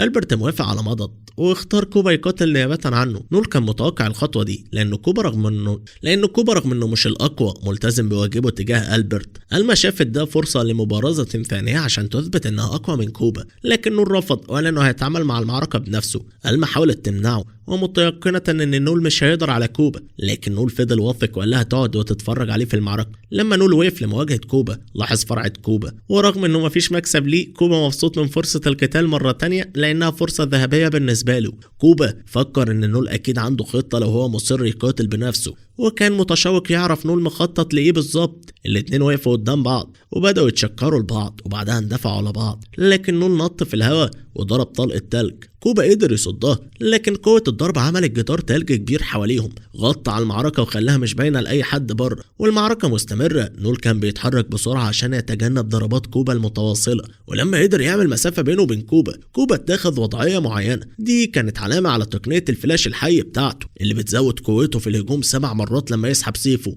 يعني لو نول قرب قوي ممكن ينقسم لنصين، لكن نول فضل هادي لأنه كان مجهز المسرح للنصر. كوبا اتصدم لما شاف نول رمى مسدسه وقال انه خلصت الطلقات، وبدل كده خرج خنجر وقال انه هيخلص المعركة. قبل ما يهاجم نول قال حاجة غريبة كده ملهاش معنى، قال ان قشور البرتقال ممكن تستخدم في ازالة البقع الدهنية العنيدة. كوبا اتلخبط وسأل نول بيقول ايه، لكن نول كان معتمد على تشتيت انتباهه عشان يستغل فتحة في دفاعات كوبا. كوبا اتردد، خايف من خدعة مخيفة، والتردد ده كان كل اللي نول محتاجه. كوبا ضرب سيفه على دراع نول، لكن ده كله كان جزء من خطة نول. نول ساب السيف يتثبت في دراعه شوية وبعدين جره بعيد. كوبا اتصدم من جرأة نول، لكنه دفع نول بالقوة، حاول ياخد سيفه قبل ما يقع على الأرض، وفي حركة واحدة نفذ ضربة ساحقة كسرت قبة التلج حواليهم وخلت نول يطير في الهواء. لكن نول ما وقعش لسه، ولما وقع كوبا شاف فرصة وهجم عشان يخلصوا بضربة القتل، لكن الضربة ما ضربتش نول. ضربة طلقة التلج كان مخبيها نول في جيبه، وطلقة التلج جمدته فورا في قالب تلج جامد. كل حركة نول في المعركة كانت محسوبة عشان يغرر كوبا لحظة عدم الانتباه دي، ومع تجميد كوبا نول انتهز الفرصة وضربه ضربة قوية في الهواء وخلاه يغمى عليه. فلاش باك بنشوف كوبا من صغره ما كانش قادر يدافع عن نفسه ومحدش كان مهتم بيه،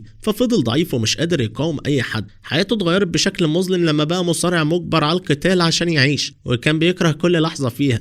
لكن مباريات الموت دي خلت شخصيته أقوى رغم القوة اللي اكتسبها. جوه قلبه فضل الطفل الخجول اللي ما يعرفش يدافع عن نفسه، وكل اللي كان يقدر يعمله انه يتبع الأوامر. دلوقتي المعركة خلصت ونول اتعلن ان هو الفايز. كوبا كان مطروح على الأرض مهزوم وبيتمنى بصمت انه يكون قوي زي نول، لأن نول رغم انه مجرد متكلم عمره ما ساب حد يدوس على حريته أو مبادئه. كوبا عارف انه مش هيتحرك تاني قريبا، ومع تحديد الفايز ألبرت رسميا فقد كل حقوقه انه يبقى زعيم عيلة جامبينو. نول بعد ما خلص مهمته نادى على فينوس سايو وقال له انه خلص هنا، وكل اللي هيحصل لألبرت دلوقتي على مسؤوليتهم. قبل ما نول يمشي لويس جه وقال له انه معجب بمهاراته في القتال، وشكر على انه اخيرا خلص من ألبرت. لويس كمان قال انه لو نول احتاج اي مساعده هو جاهز يساعده، لكن نول رفض وقال بحزم انه مش عايز اي علاقه تاني بعيلة جامبينو. بعدين نول وألما راحوا المبنى قريب، وألما بدأت تعالج جراحه وهي بتعالج وبصت له وبعتت له كلام عن تهوره في المعركه، وخصوصا الضربه الاخيره على صدر كوبا، وقالت انها كانت خطيره جدا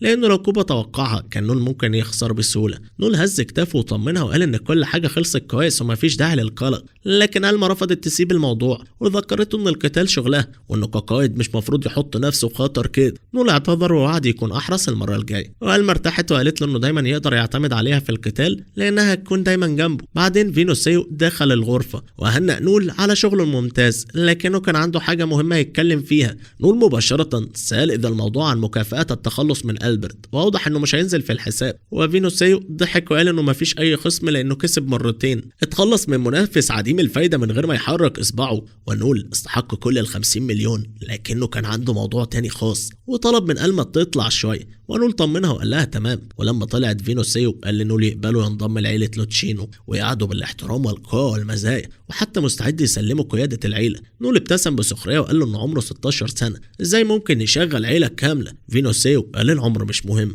المهم قلب نول، ونول عنده قلب جامد جدا.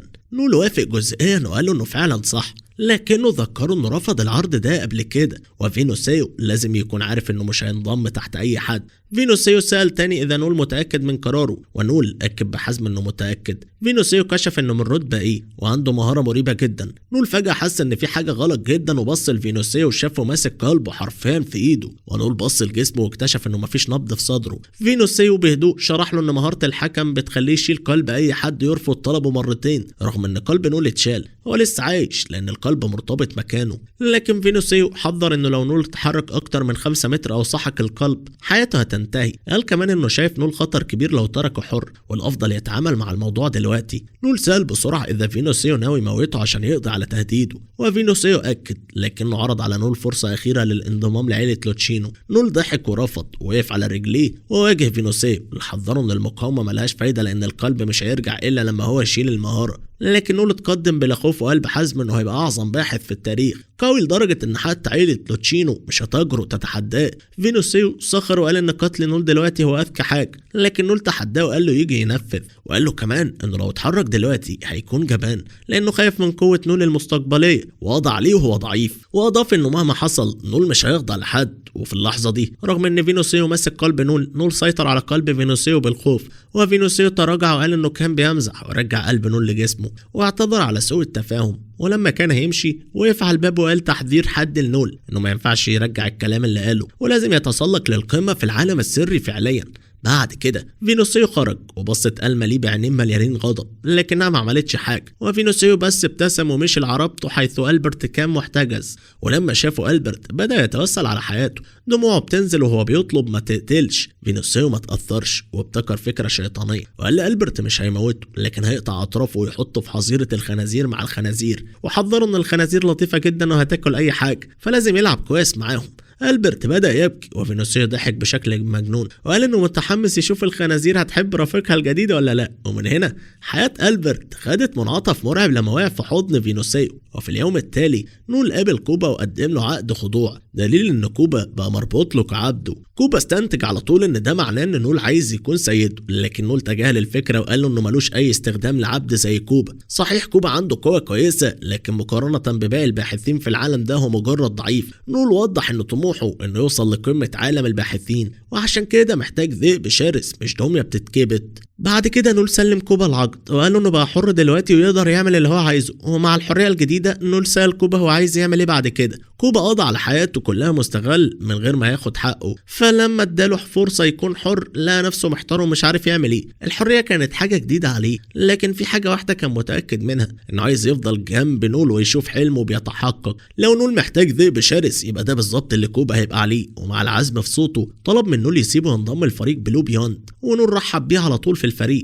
وبعد فترة قصيرة الفريق بدأ الأول مهمة ليهم مع بعض، وكان التنسيق بينهم ممتاز تقريبا. نول كان بيوجه الفريق بدقة وبيقدم الدعم والخطط، وكوبا كان بيقطع قوات العدو بكفاءة قاتلة، وألما كانت بتنظف الطريق له عشان يقدر يفرغ قوته بالكامل. كانوا شغالين مع بعض كفريق محترف لحد ما كوبا حاول يخلص على وحش كبير، بس ألما تدخلت وخدت القتل لنفسها، وده عمل خناقة صغيرة بينهم. نول دخل وقفل الموضوع وقال لهم إنهم فريق، والخناقات الصغيرة زي دي بتبوظ تنسيقهم. وبعدين نور حذر ألما إنها تبطل الاستعراض في ساحة المعركة لأنه بيبوظ التنسيق، وذكر كوبا إن مفيش عد للقتل فلازم ما يتعصبش. رغم الخناقة الصغيرة المهمة كانت نجاح باهر لأول مهمة ليهم كثلاثي. بعد كده نول أعلن إن لما يرجعوا الأتري هيقدم طلب عشان بلو بيوند يبقى رسميا عيلة معترف بيها، وبما إنها تبقى عيلة مسجلة هيقدروا ياخدوا المهام مباشرة من الدولة من غير وسطاء أو عمولات، وده كان إنجاز كبير في رحلتهم. بعد كده وأثناء ما نول كان بيشرح خططهم كوبا لاحظ حاجة في دراع نول وأشار ليها، ونول اتفاجئ إنها العلامة اللي بتوضح إنه مؤهل للترقية الرتبة بي. الخبر ده كان ممتاز، ومع الفريق الجديد الترقية دي قربت نول خطوة من هدفه النهائي، إنه يبقى الأقوى من بين ال7 نجوم في ريجاليا. القصة بعد كده رجعت بفلاش باك من الماضي، واحنا شايفين نول وهو هادي وبيوجه خادماته ازاي يديروا الأعمال بشكل أفضل. وفجأة دخل راجل كبير في السن عرف نفسه إنه هارولد جينكيز المشرف على النقابة. نول عرض عليه كاس وهارولد داق وأعجب بيه وقال إن مصنع النبيذ لازم يكون مزدهر. نول رد بتواضع وقال إنه ماشي كويس بفضل ميراث جده والخدم المخلصين اللي فضلوا بعده. هارولد لاحظ إن نول عنده موهبة طبيعية للقيادة، لكن نول قلل من الكلام وقال إنه مش بيعمل حاجات كبيرة قوي، وخطط إنه يسلم الإدارة للموظفين قريب. بعد كده غير نبر الكلام وسأل هارولد هو عايز ايه بالظبط، وقال انه خلاص شارك كل اللي يعرفه عن المأساة اللي دمرت بلدته. هارولد كشف عن صورة الوحش من الهواء وقال انه نفس الزعيم اللي ظهر في مدينة نول. نول ما اتفاجئش لانه كان متوقع بقاء الكائن ده. بعد وفاة جده افتقدوا حاجتين، جسم الزعيم وفأس المعركة بتاعت جده. نول سأل إذا الوحش اتعاملوا معاه، لكن هارولد شرح إن عيلة اسمها نايت ريج حاولت تهزمه وفشلت، ولما عيلة دراجون العليا راحت ورا الوحش كان الزعيم خلاص اختفى في الفراغ.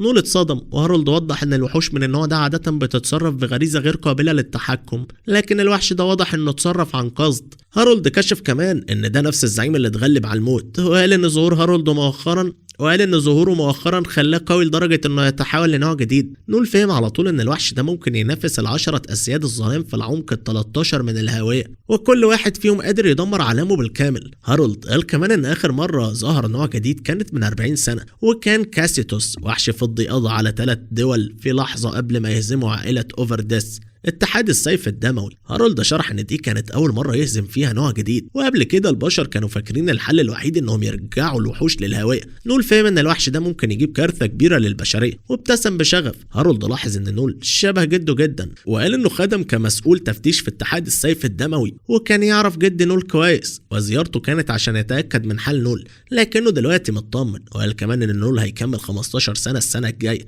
وهيبدأ رحلته كطالب باحث. لما هارولد كان هيمشي نول وقفه وقال له يتذكر وجهه لأنه عازم يبقى أقوى باحث يوما ما. دلوقتي في الوقت الحاضر أعضاء بلو بيوند قاعدين في أوضة مستنيين المفتش يراجع طلبهم لتأسيس العيلة. نول نصح كوبا إنه يجاوب على أسئلة المفتش عادي، لكن كوبا توتر وفكر هيحصل إيه لو إجاباتها زعلت المفتش. نول طمنه وقال له مش هتفرق، لكن ألما رفعت الرهان وقالت إن ممكن الطلب يترفض لو كوبا زلت لسانه. ده خلى كوبا أكتر قلق، خايف يبوظ حلم نول. وألما بمسحة سوداوية قالت لو فشل يفضل يموت وده يخليها لوحدها مع نول، ودي كانت بتتمناها بصراحة. نول حاول يهديهم وفجأة حسوا بحضور شرير وتشدوا واكتشفوا إن هارولد داخل الأوضة. هارولد قال لهم يهدوا وبدأ يراجع طلبهم ولاحظ تحضيرهم وانبسط إنهم جابوا بيت للعيلة ودفعوا الرسوم العالية 20 مليون، وده بيوضح إنهم عملوا بحثهم كويس. نول بثقة قال له إن هو وألما هيترقوا أول ما العيلة تتأسس. هارولد لاحظ كمان إن اسم العيلة مختلف عن اسم الفريق الحالي، ونول شرح إنه هيغير الاسم لما العيلة تتأسس رسميا،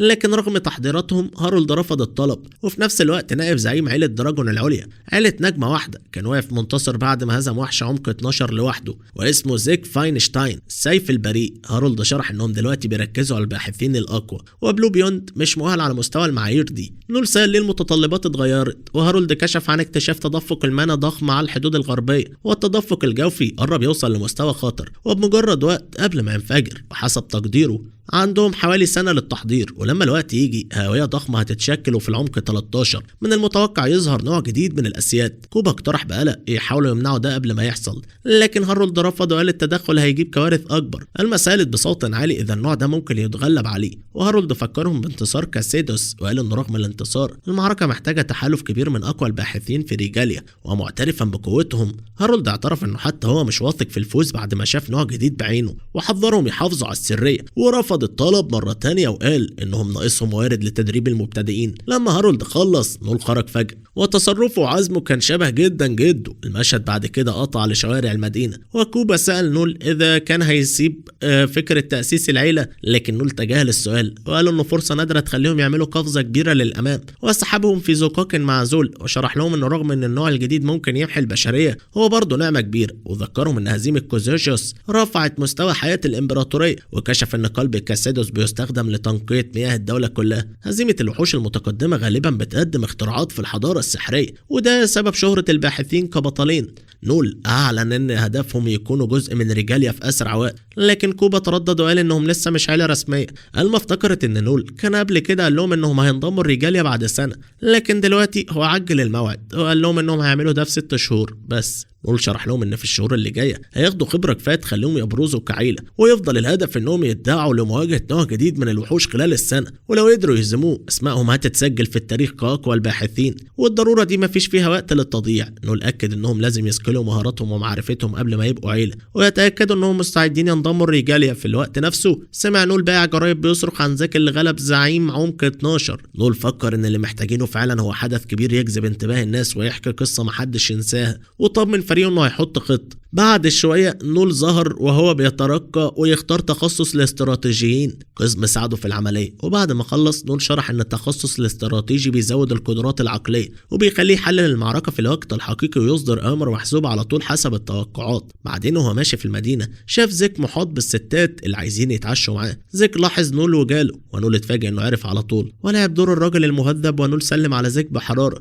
نول وضح لنا كمان ان في حاليا 3 من الباحثين السابقين في المدينة: فيكتور كراور المبتدئ وماستر عيلة دراجون العليا، ليو ايدن قاتل الملوك وماستر بانديمونيوم، واخيرا زيك فاينشتاين المعروف بالسيف البريء. زيك افتكر ان نول هو اللي فوق دينون، وذكر دور نول الاخير في الاطاحه بعيله جامبينو. نول حاول يقلل من الموضوع، لكن زيك كان متاكد واشار ان حادثه جامبينو حصلت قريب بعد مواجهه نول مع زعيمهم، وكان فضولي يعرف طرق نول. نول فجاه وقف التمثيل وواجه زيك وساله ليه بيحاول يجنده بطريقه ملتويه. زيك اعترف على طول انه عايز نول ينضم لعيلته. بطبيعة الحال نول رفض وقال انه ملوش اي رغبة يشتغل تحت حد، لكن زيك ما تأثرش وقال لنول ان النوع اللي مستعد يعمل اي حاجة عشان يوصل لأهدافه. نول حس بعزيمة زيك وقدرته على العدوانية وتحداه على طول وقال له يثبت قوته، واكد انه مش هيخدم حد الا لو اتأكد انه الاقوى. نول بعد كده اشار ان المدينة فيها 3 من الباحثين السابقين، ومع تقدم سن فيكتور فضل 2 بس للمنافسة على القمة: زيك وليو. وسأل زيك بصوت عالي مين الاقوى فيهم، واوضح انه عايز زيك يثبت انه اقوى من ليو لو عايز نول يكون معاه.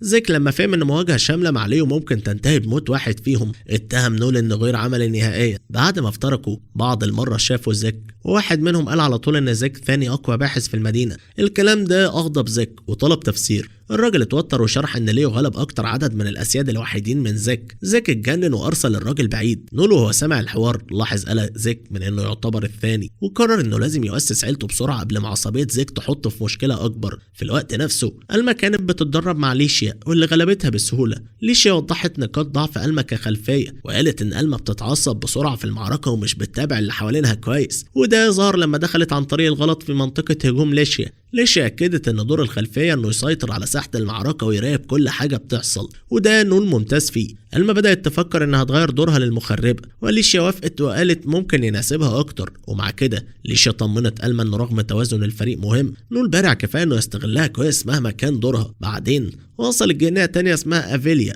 ووشها نور لما شافت ليشيا. اتعانقوا بحرارة، واضح انهم فرحانين جدا بعد غياب طويل. شافوا ألما قريبة، وأفيليا سألت بفضول اذا هي جديدة في الفريق. ليشيا ابتسمت وشرحت ان ألما افضل صديقة ليها وكانت بتساعدها تتعلم تكون باحثة. من وقت ما ألما انضمت ليشيا بعدين عرفت أفيليا وقالت انها من فريق فرسان الأجنحة وانهم من نفس القرية. وهم بيتكلموا باقي فريق أفيليا انضم لهم، وليشيا قدمت كل فرد فاكولوف المستدعي كامل رمح وقائدهم ليون فريدريك. أفيليا عرضت دعمها لألما وقالت لها تتواصل معاها لو احتاجت مساعدة. ألما شكرت، لكن أفيليا وضحت أكتر وقالت الباحثين لازم يغطوا بعضهم، خصوصا مع الناس اللي بتتعامل بعنف مؤخرا. ونغمتها اتغيرت وهي بتتكلم عن نول قائد فريق بلو بيوند، وحذرت ألما تكون حذرة، وقالت ان نول معروف انه بيبيع اعضاء فريقه كعبيد وبيعمل صفقات مشبوهة مع المافيا، واكدت ان كل خبر عنه مليان مشاكل. أفيليا ذكرت كمان انها سمعت ان نول جند اعضاء جودود، لكنها افترضت انهم شبهه. ألما استمتعت بمتعة خفيفة، لكن ليون تدخل وقال لها بلطف ما تحكمش على حد عمرها ما قابلته. لما فهمت انها زودت الموضوع اعتذرت، والمجموعة سابت المكان بعد شوية. ليشيا بعدين قالت لألما اسفة على الدراما، لكن ألما تجاهلت وقالت ان اغلب كلام أفيليا صحيح. بعدين نول اتقابل مع لوكي لانه مكلفه يعمل قائمة بكل فرق الرتبة بيه. لما مسح القائمة انتبه نول لفريق واحد مميز. لوكي عرفهم كمان ووصفهم انهم فريق متواضع وموثوق ولسه ما اسسوش عيلة. اكتشفنا انهم بيتكلموا عن فريق ليان فرسان الأجنحة، ولوكي قال قائدهم مش بس قوي لكن مشهور بجماله، ممكن يكون اقوى باحث رتبة بي. لوكي بعدين هنأ نول على وصوله الرتبة بي، ونول تجاهل المدح وقال له ده كلام فارغ.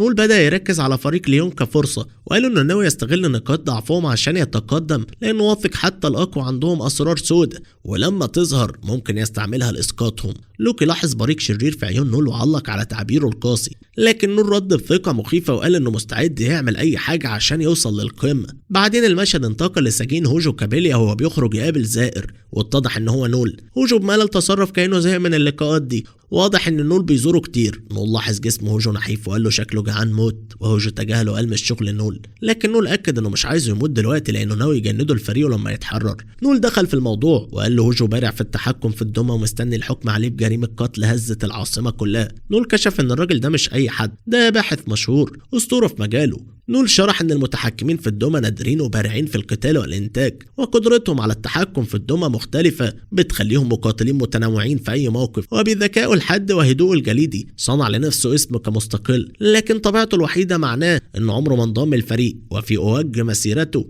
اعتزل فجأة وصار صانع دمى، ونجح جدا لحد ما تهمة القتل دمرت حياته. هوجو قال لنول انه مضيع وقته لانه مفيش طريقه تنقذه من الاعدام، لكن نول بثقه رد وقال في طرق كتير، ولاثبات ده امر ببساطه الحارس يجيب له شاي.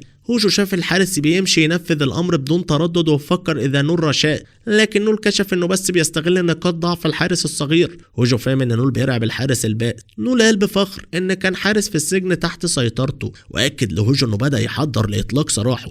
هوجو ما تحمسش قوي، لكن اعترف انه فكره الحريه جذابه له، بس فكره انه يكون باحث تاني مش عاجباه. في الحقيقه هو بيكره الباحثين وبيسميهم اغبياء عنيفين بيبالغوا في مهاراتهم. نول اسوأ في نظره لانه ده ماكر وقاسي وبيخدع الناس عشان يلتهمهم زي الثعبان. نول ما اهتمش واخد ده كمدح، وده خلاه يبتكر اسم الخطه. لما نول خرج وعد هوجو انه هيتاكد انه ينضم لفريقه، وهوجو ضحك على صوره نفسه كباحث تاني. المشهد بعد كده انتقل لنول وفريقه قاعدين في حانه جديده اسمها المنقار الصلب، الطلب. كوبا ذكر ان المكان ده للباحثين رتبة بيه وفوق، لكن نول دخل عادي من غير اي اهتمام. لما دخل استقبله باحث غليظ ظنه بنت. نول وضح الموقف لكن الباحث ما انبسطش وسخر وقال للرجال الحقيقيين لازم يكون عندهم ندوب. نول رد بهدوء وقال يمكن ندوب الباحث ده بس طريقة يثبت انه مش بنت، وده اغضب الرجل. بعدين نول سأله باسمك لو عايز تتخانق. ادغار ضحك وقال مش هيخاف من نول بس لانه سمع عنه. نول رد انه مش بس يعرف اكتر مما ادغار متوقع، وابتسم شويه وكشف انه عارف ان ادغار على وشك يكون اب ويفكر يسمي البيبي برونو لو ولد او كاتشا لو بنت. نول بعدين هنقه وحذر انه لو عايز يتخانق لازم يكون مستعد يخاطر بكل اللي بيحبه، والوزن ده كفى يخلي ادغار يتراجع. نول بعد كده دخل الحانه زي زعيم مافيا، اعلن اسمه وفريقه كانهم مالكين المكان. لما قعدوا نول وفريقه بدأوا يستمتعوا بالاكل والشرب وافتكروا المكان احسن بكتير من اللي فات، لكن نول ذكرهم يركزوا، هم مش جايين يرتاحوا تمام على الوقت، هدفهم فرسان الأجنحة. دخلوا الحانة وفيليا واحدة من الفرسان اتفاجئت لما شافت ألما في الحانة. نول حاسس بالفرصة سأل ألما بالتواصل العقلي إذا كانت تعرفها، وألما أكدت ووضحت إن أفيليا مش بتحبه. نول شافت التوتر ده فرصة مثالية وقال إنهم هيتخانقوا. أفيليا دلوقتي مركزة على أصحاب ألما، سألت مين الاتنين الرجالة جنبها. ألما قدمتهم كوبا ونول. في اللحظة دي أفيليا سمعت اسم نول واتغيرت موقفها واتهمته إنه من النوع اللي بيبيع أصحابه مقابل فلوس. أفيليا سخرت وقالت كوبا كلب مخلص بيهز ديله لسيده، لكن كوبا ما استسلمش وبنظرة باردة قال لها تختار كلامها كويس إلا لو جاهزة تخليه يسحب سيفه. ليون قرب لما شاف التوتر وسأل إذا في حاجة غلط. نول بهدوء شرح له إن أفيليا حاولت تمسكه. أفيليا اعتذرت عن تصرفها وليون قدم اعتذار صادق لنول باسمها. نول لوح بإيده وقال له يركز على تدريبها أحسن عشان الحاجة دي ما تتكررش، وقال كمان حتى الكلاب ممكن تتدرب ما تهاجمش الناس. بعدين زودها وقال ان عضو فريق ليون باين اغبى من كلب. ليون ما اخدش الاهانه على مزاجه والصوت جه جامد وقال لنول يرجع كلامه. اعترف بتصرف عضو فريقه الوحش، بس قال ده مش معناه ان نول له حق يسيبها. نول بعد كده فهم ان ليون بيحاول يبين ان كلهم غلطانين، وده حركه استراتيجيه شايف انها ذكيه. افيليا تدخلت وقالت لليون مفيش فايده في الجدال مع نول، وحذرت انه مشهور وكل الناس بتتكلم عنه، واكدت بوضوح ان كل الاشاعات اللي سمعوها عنه صحيحه، لكن نول تجاهلها وقال انها مجرد نمامه عاديه، والسخر وقال يمكن كمان بتحب تلعب بالدومه او تتظاهر انها بترف بيت. ليون اللي واضح انه فقد صبره رد وقال ان نول ما عندوش حق يسمي نفسه باحث لو حتى مش بيعامل اعضاء فريقه باحترام، لكن نول فضل هادي وقال انه مش محتاج موافقه ليون عشان يكون باحث،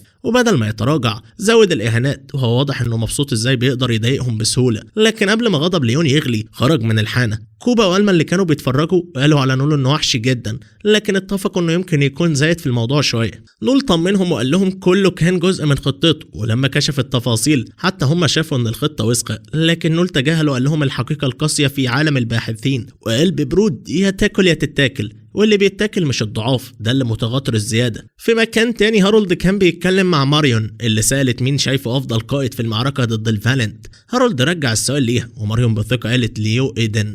وضحت اختيارها انه مش عشان دورها في بانديا من يوم، لكن رغم كسله وغروره محدش اقوى من ليو، وبتقول كمان انه ممكن يكون اقوى باحث في التاريخ. هارولد مع ذلك ما اتفقش. ماريون خمنت انه يميل لذيك وقالت رغم قوة ذيك لكنه مش قائد كويس، لكن المفاجأة هارولد اقترح نول كقائد. ضحكت ماريون وقالت يمكن بيهزر، لكن بعد شويه فهمت انه جد، فافتكر انها نسيت ان هو اللي رفض طلب نول في الاول. هارولد اقترح رهان يحسم الموضوع، لو اختيار ماريون بقى القائد هتكون هي رئيسة عيلة جنكيز، لكن لو خسرت لازم تسجل مدرسة اداب، وده لازم حسب هارولد لانها ما عندهاش ادب رغم انها سيدة.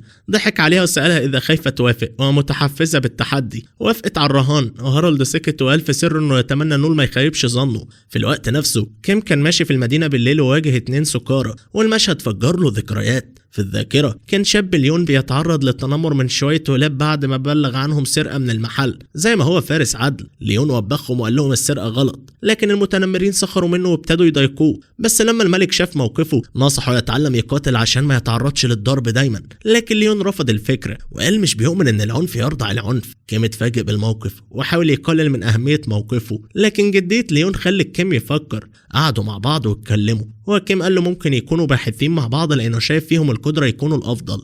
ليون كان متردد وقال انه مش قوي زي كيم، لكن كيم طمنه وقال له ان ليون عنده مهارات السيف وكمان عندهم القدره يكونوا باحثين. رغم كده ليون فضل متردد ومش متأكد من الطريق. عشان يقنعه كيم استغل إحساسه بالعدل وقال لهم ممكن يحموا الناس كباحثين بالقضاء على الوحوش الخطيرة. الكلام ده أثر فيه وبدأ يفكر جديا في الفكرة. كيم اعترف إنه كان معجب بمبادئ ليون من زمان، لكن في البداية دوافعه كانت أقل نبلا لأنه كان بس عايز يبني اسمه لنفسه. بعدها فريقهم واجه وحش من عمق 7 وشافوا كيم ماسك الوحش، وده مد ليون الفرصة ينهيه بضربة واحدة من سيفه والوحش وقع على طول. تبان انه كان تنين غبي، وفريقهم انبهر بالتقدم اللي وصلوا له كباحثين. كيم حس بالفخر وفكر ان النصر ده هيرفع فريقهم واسم الفريق تويلايت جليت لمستوى جديد، وشرح الاسم وقال ده اللي كانوا مسمينه في البداية، لكن الاسم ما استقرش لان الناس بدأوا يسموهم فرسان الأجنحة بسبب قدرة ليون المميزة على الأجنحة. كيم ما قدرش يمنع نفسه من التفكير ان ليون هو الوحيد اللي واقف فعلا وسطهم. في الحاضر كيم قابل ليون في حانة تانية وسأله ليه اتعصب قبل كده في الحانة. ليون بصراحة ما كانش عارف السبب، فكيم فسر انه ممكن يكون غيرة بسبب باحث جديد داخل على الخانة وكأنه مالك المكان. كيم فكر انه طبيعي يحس بالغيرة خصوصا بعد كل الوقت اللي خدوه عشان يكسبوا الاحترام من الناس هناك. ليون اتفاجئ انه ملاحظش مشاعره قبل كده. بعد كده اعترف ان نول شخص مؤثر وشغله الشاق يستحق احترام حتى لو مش موافق على اساليبه. كيم لعب على فكرة وسأل ليون اذا هو متقبل ان شوية ولاد صغار يتفوقوا عليهم، وللتأكيد كيم طلع جواب وقال انه من نقابة الباحثين بيحث الفرق الماهرة تأسس عيلتها بدون تأخير، وقال كمان ان فاكلوف وافيليا وصل لهم خطابات مشابهة. ليون قال انه وصل له واحد كمان، وكمان دعا الفريق للحانة عشان يناقشوا الموضوع، لكن تصرفات نول قطعت عليهم. كيم قال ان الباقيين اتفقوا يسيبوا القرار لليون، وده فاجئ ليون وحس انه مش محترم كقائد، لكن كيم تجاهل وقال ده وفر عليهم وقت. في النهاية اتفقوا ان الوقت جه لتأسيس العيلة. تاني يوم كيم وليون راحوا عند هارولد لمناقشة طلبهم، لكن تم رفضه. اتلخبطوا وسألوا ليه رغم كل اوراقهم صحيحة ويستوفوا الشروط. هارولد شرح ان تحت الظروف العادية كانوا هيقبلوا، لكن المعركة الجاية ضد الفاليانت غيرت كل حاجة لانهم محتاجين ناس جاهزين يقاتلوا فورا.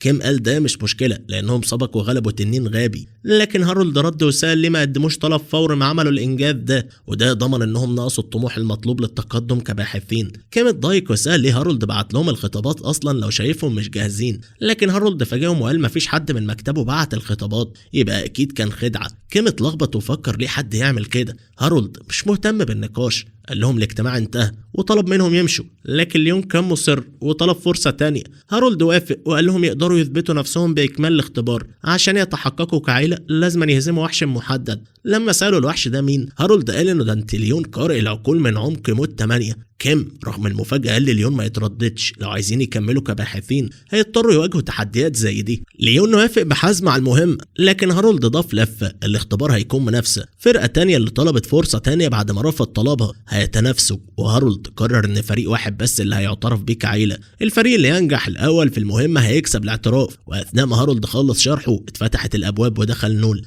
وفاجئ كيم وليون وادركوا ان منافسينهم هم بلو بيوند. هارولد بعدين شرح قوانين الامتحان وقال لهم ان شرط الفوز هو هزيمة الدانتيليون، وسألهم اذا يعرفوا الوحش ده. نول قال له ده وحش بيقرأ العقول، شكله زي قرد وبيقرأ بالعين التالتة على جبهته، وطبيعته مكر وقسوة. واضاف ان الباحثين الفقراء اللي ما قدروش يقتلوه اتعرضوا لايام من التعذيب القاسي. هارولد وقف عند النقطة دي وقرر يوفر عليهم التفاصيل المخيفة قبل مواجهة الوحش، وركز على الجزء الاهم. فرسان الاجنحة وبلو بيوند هيتنافسوا على هزيمة الوحش، واللي يغلبه الاول يكسب كل حاجة. نول سأل كيم اذا مسموح لهم يهزموا الفريق التاني قبل مواجهة الدانتيليون، وقبل ما هارولد يقول كلمة كيم قال له ان مفيش قاعدة بتسمح بقتل الناس وانهم مش هيكسروا القاعدة دي، لكن هارولد طمنهم وقال لهم ان مسموح لهم يتدخلوا في الفريق التاني، لكن القتل ممنوع تماما. وكمان لما الخصم يقع على الارض مسموح بمزيد من الهجمات، ويسمح باستخدام القيود بس في الاماكن اللي ما فيهاش وحوش. وقال لهم يكونوا حذرين ويتابعوا القواعد، لانه هيبص على المكان بواحده من مهاراته ويعرف لو حد خالف القواعد. كيم وليون ما كانش عندهم اي مشكله في النقطه دي، لكن نول حب يعرف هيحصل ايه لو حصل تدخل قبل الامتحان،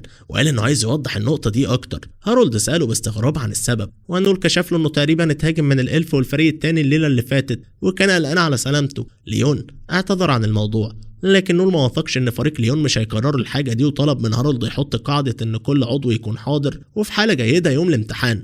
هارولد وافق على اضافه القاعده واكد انه مش هتكون في فرصه تانية للامتحان ده، واللي يخسر لازم يفض الفريق وما ينفعش يشتغلوا مع بعض تاني. قدم هارولد مستند بيشرح الشروط وطلب منهم يمضوا. نول مضى على طول من غير تفكير، وليون عمل نفس الشيء. بعد كده هارولد اعلن ان الامتحان هيبدا الساعه 12 بعد 3 ايام، ليون بعد كده اتجه لنول وقال له الكلام ده ممكن يبان غطرسة شوية، لكن فريقهم أقل قدرة من فريق نول، لكنه اعترف إن مهارات نول خارقة لكل المنطق، وقرر إنه مش هيمسك نفسه وهيبذل كل اللي عنده. لكن نول اكتفى بمصافحة ليون وبابتسامة ماكرة وقال له إنه اترقى قريبا، وكاستراتيجي بقى عنده مهارات جديدة منها القدرة على التوقع وشديدة لدرجة إنه يشوف المستقبل. وبنظرة مشاغبة في عينه قال إنه شاف ليون بيعيط على رجليه وهو مهزوم قبل ما الحدث يحصل. ليون قبل التحدي ومستعد للتنافس، وبعدها جه يوم الامتحان. هارولد عطى الإشارة لبداية الامتحان، وفريق ليون اندفع مباشرة في الهواء قدامهم، لكن نول وفريقه عملوا حاجة غير متوقعة، فتحوا علب الغدا وقعدوا يتعشوا.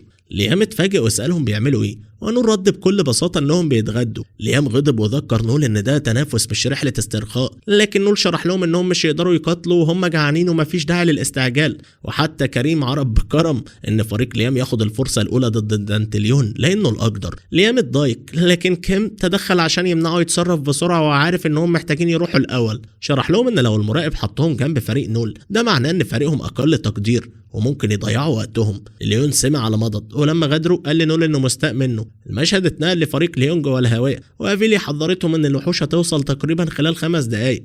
ليون قال انهم هيقابلوا الوحوش عند النقطة دي، لكن قبل ما يبدأوا فاكلوف تكلم وقال ان نول قرب منه مؤخرا ونشر اكاذيب وحاول يقنعه يخون فرسان الاجنحة. ليون اتصدم وفاكلوف وضح انه رفض تماما، بس متسائل اذا نول كلم الباقيين كمان. افيلي اعترفت انها كمان اتعرضت لعرض نول ورفضت. كيم بعد كده قال ان نول حاول يجنده كمان. ليون اتضايق جدا لانه مش مصدق ان نول استهدف الكل الا هو، وعلق بمزاح انه حاسس انه متساب.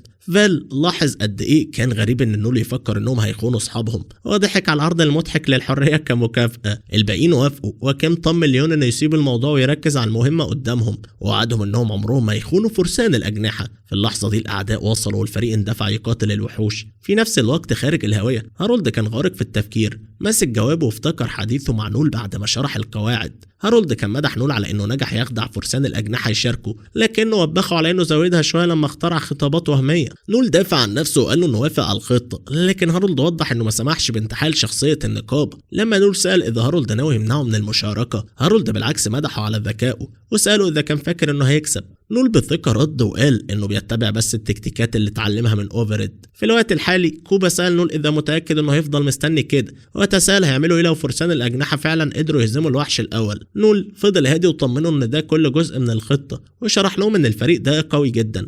ألما فضولية وسالت نول عن التفاصيل. نول قال لها ان بين فرسان الاجنحه ليون هو الابرز، مش بس قوي في القتال، كمان واعي جدا بكل اللي حواليه، عنده قدره الاجنحه، وكان عنده تدفق مانا اسرع من معظم الناس، وده بيخليه يقدر يفعل مهاراته بسرعه. لكن نول اشار ان موهبه ليون الخارقه ممكن تبقى اكبر ضعفه، خصوصا مع حاله البطل عنده. ألما مستغربة طلبت منه يوضح أكتر. نول قال إن طبيعة ليون العادلة مش هتسمح له يساوم، دايما هيختار الصح حتى لو كلفه الفوز المؤكد. كونغ لسه مش مصدق وسأل إيه الغلط في ده. نول ابتسم وقال لهم هيعرفوا قريب، وطمنهم إنهم هيكسبوا، ووضح إنه زرع بذور سقوط فرسان الأجنحة بالكلام مع كل أعضاء الفريق إلا ليون، ومتأكد إن ده هيؤدي لانهيارهم وليون نفسه هيخونهم في الآخر. نول بعد كده فكر في لقائه الأخير مع كيم سأله ليه موجود هناك بشكل واضح. نول بكل هدوء ذكره ان الترهيب ملوش لازمه حسب قواعد المسابقه. كيم استغرب وسال اذا نول نفسه بيخالف القواعد بالتدخل. نول ابتسم ووضح ان القواعد بس بتطلب ان كل الاعضاء يكونوا موجودين بحاله جيده يوم الامتحان. كيم فهم فورا ان نول اصر على القاعده دي عشان الهدف ده بالذات. نول سال كيم مباشره يخونوا فرسان الاجنحه. كيم ضحك من جرأة العرض، لكن نول اكد له انه جد. كيم سأله فضوليا هياخد ايه في المقابل، ونول عرض له الحرية وقال له يمكن يكون مرهق انه يتبع حد استثنائي زي ليون. نول وضح لكيم ان ليون قائد بالفطرة، وبصفته اعز اصدقائه كيم لازم يكون فاهم ده اكتر من اي حد تاني. نول كمل وقال ان فرسان الاجنحة مش متوازنين كفريق، ولو كونوا فرقة في الاخر هيكون صعب عليهم يواجهوا موهبة ليون الخارق، وقال ان مهما حاولوا مجهودهم مش هيقدر يضاهي قدرات ليون الطبيعية، والنتيجة الوحيدة اللي هيوصلوا لها هي اليأس في النهاية. نول نصح كيم انه يستغل الفرصة دي ويحرر نفسه. كيم اعترف ان فريقهم فعلا مش متوازن، لكن اكد على التزامه بدعم ليون، ووصف نفسه باخو ليون المعلن عن نفسه. بعد كده كيم حاول يمشي، لكن نول وقفه وحذره ان ليون هو اللي هيخونهم الاول لو هم ما خانوهوش. في الوقت الحالي فريق ليون كان محبوس في معركة صعبة مع الدانتليون، لكن قدرة الوحش على قراءة العقول كانت تحدي كبير وبتخليه يقدر يتصدى لكل هجماتهم. كانوا بيقاتلوا ساعة كاملة والجهد واضح عليهم، ومع انهم عارفين انهم في موقف صعب لكن مستمرين. فكلوف بعدها اطلق سحر النار على الدانتليون لكنه اتفاداه بسهولة، وده اثبت ان الهجمات المفاجئة مش نافعة ضد عدو يقدر يتوقع تحركاتهم. ليون بعد كده طار بجناحيه وهاجم من فوق، لكن الدانتليون كمان اتفادى هجومه، وبرد فعل الوحش رمى صخور على الفريق واضطروا يتصدوا. في نفس الوقت بره الهاوية نول وفريقه سمعوا اصوات القتال من بعيد. كوبا سأل نول بقلق اذا لازم يتدخلوا، لكن نول اصر انهم هيتحركوا بس بعد ما فريق ليون يتعب تماما. جوه الهاوية المعركة خدت منحنى مظلم لما هجوم الدانتليون الاخير جرح افيليا بجراح خطيرة وقطع ايدها.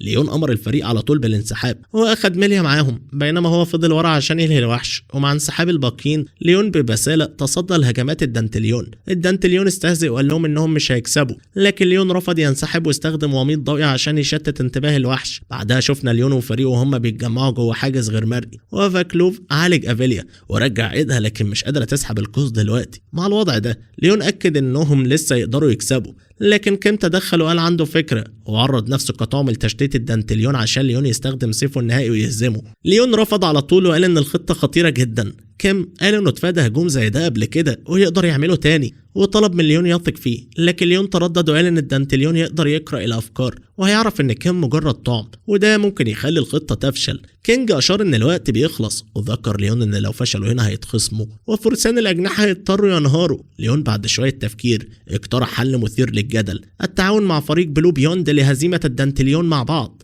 هو فكر ان التعاون مع فريق نول هيخليهم ما يضطرش حد يعمل تضحيات غير لازمه، مع انهم هيخسروا الامتحان، لكن ممكن يقنعوا نول يخليهم يفضلوا مع بعض كفريق. الباقيين كان واضح عليهم الانزعاج، عارفين ان ده بالظبط اللي نول حذرهم منه. كيم سأل ليون اذا جاد في ثقته ببلو بيوند رغم المنافسه، وليون رد ان ده الخيار الواقعي الوحيد وقال انه الصح. كيم انفجر غضب وقال له يبطل التصرف بالمسؤوليه الزايده، لكن ليون حاول يهديه مستغرب من غضبه. كيم اتهمه انه بياخد قرارات من غير ما يفكر في مشاعر باقي الفريق، وقال له ان ليون بيثق في نول اكتر من فريقه نفسه. ليون اتردد شويه وبعدين اعترف انه فعلا بيثق في نول اكتر منهم. الحاجه دي كسرت حاجه جوه كيم، ومن غير كلمه طعن ليون ضربه غير قاتله. ليون اتراجع وصوت كيم رجفه وقال ان نول على حق، ليون فعلا خاين. وبعد كده اعترف انه كان دايما مستأمن وهيبه ليون، لكنه كمل لانه كان فاكر ان ليون واثق فيه. اعترف انه كان مستعد يضحي بحياته عشان ليون، لكن دلوقتي حاسس بالخيانه وعايز بس يكون حر. نول دخل في اللحظه دي والدانتليون حاول يهاجمه فورا. نول اتفادى بسهوله واشار لكوبا يهاجم. الدانتليون قدر يتفادى هجوم كوبا، لكن كوبا شغل حاسه الهدوء وتعاون مع نول بالظبط زي ما اتدربوا، وبداوا يهاجموا بتناغم كامل. تحركاتهم كانت سلسة لدرجة ان الدانتليون مش قادر يواكب. نول شرح ان التناغم ده جاي من اتقان الرابط بينهم، وده بيخليهم يشاركوا نواياهم ويقاتلوا من غير ما يفكروا بوعي. هجماتهم كانت بنفس سرعة تفكير الدانتليون، وده خلى الوحش تقريبا مستحيل يتصرف. خلال القتال نول اطلق طلقه خاصه اشتراها ب10 مليون وضربت الدانتليون بفعاليه. الوحش اتلخبط وسأل نفسه ليه مش قادر يقرأ دماغ نول، ونول بهدوء شرح له انه كمخطط تفكيره اسرع من قدره الدانتليون على معالجه المعلومات. ابتسم وسخر من الوحش وقال له انه هو اللي بيخسره دلوقتي. الدانتليون غضب وفقد السيطره، وده ادى لكوبا فرصه يطلق هجوم الزهور المجنونه. الدانتليون حاول يقرأ افكارهم تاني لكنه اتغلب على كميه الافكار في دماغ نول، وده سبب له الم شديد. نول استغل اللحظه واطلق طلقه تانيه. الدانتليون من اليأس مزق عينه الثالثه، مصدر قوته لقراءه العقول، وحرر نفسه اخيرا من الضغط العقلي. لكن ده بالظبط اللي نول كان مخطط له، وطلب من ألما تكمل المهمه. لما حاول الدانتليون يهاجم نول في اخر محاوله، شفنا ألما بتتحرك بسرعه رهيبه لضرب الضربه الاخيره. ألما بعد كده استخدمت مهاره التسريع واندفعت للهجوم، لكنها كانت مجرد خدعه لتستفز الدانتليون. ولما حاول يرد عليها استخدمت مهاره تانية اسمها الشبح، وده خلاها تتجاوز الهجوم. المهاره دي اتفتحت بعد ترقيتها وسمحت لها بعدم التاثر بالهجمات الفيزيائيه لفتره قصيره،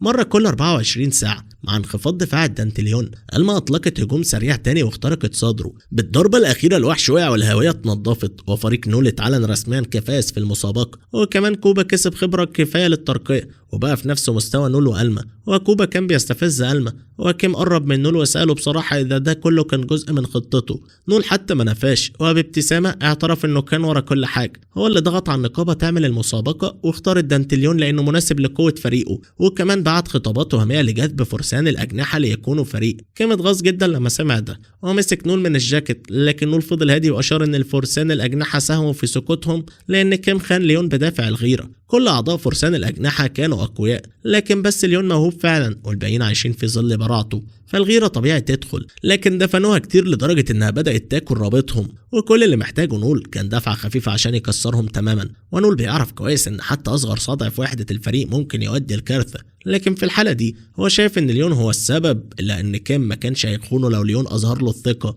في اللحظة دي هارولد ظهر وأعلن رسميا إن فريق نول هو الفائز في المسابقة، وطبقا لقوانين المسابقة فرسان الأجنحة هيتم حلهم فورا عشان خسروا. بعد كده خبر النتيجة انتشر في العاصمة وكتير اتأثروا لأن فرسان الأجنحة كانوا محبوبين جدا، وأعضاء الفريق نفسهم الخسارة أخذت منهم تأثير كبير. أفيليا قررت تبطل كونها سكر لأنها حست إنها ما عندهاش القدرة الكاملة، وودعت الفريق بالدموع. بينما فاكلوف ما ضيعش وقت وقبل عرض ينضم الفريق تاني في نفس اليوم، وما كانش متردد. وفي الوقت ده نور راح عند هوبو عشان يشاركوا كل اللي حصل. هوبو مع ذلك ما شافش الموضوع كفوز، لانه فرسان الاجنحه كان واحد من القلائل اللي متكونين من ناس كويسين. نول اكتفى وابتسم وقال انه ما عملش حاجه غلط، لانه في عينيه فرسان الاجنحه كانوا مقدر لهم من البدايه ينهاروا، وكل اللي عمله هو انه سرع بس النهايه اللي كانت هتحصل في اي حال. هوجو بعد كده بدا يجمع الخيوط ويحاول يفهم الهدف الحقيقي لنول من كل اللي عمله، لكنه ما قدرش يستوعب ازاي تفكيك فرسان الاجنحه ممكن يقنع ليون انه ينضم له. لكن نول طمنه بابتسامه ماكره وقال له انه عنده خطه محكمه عشان يجيب ليون في صفه، ولما ده يحصل هوجو كمان هينضم للفريق.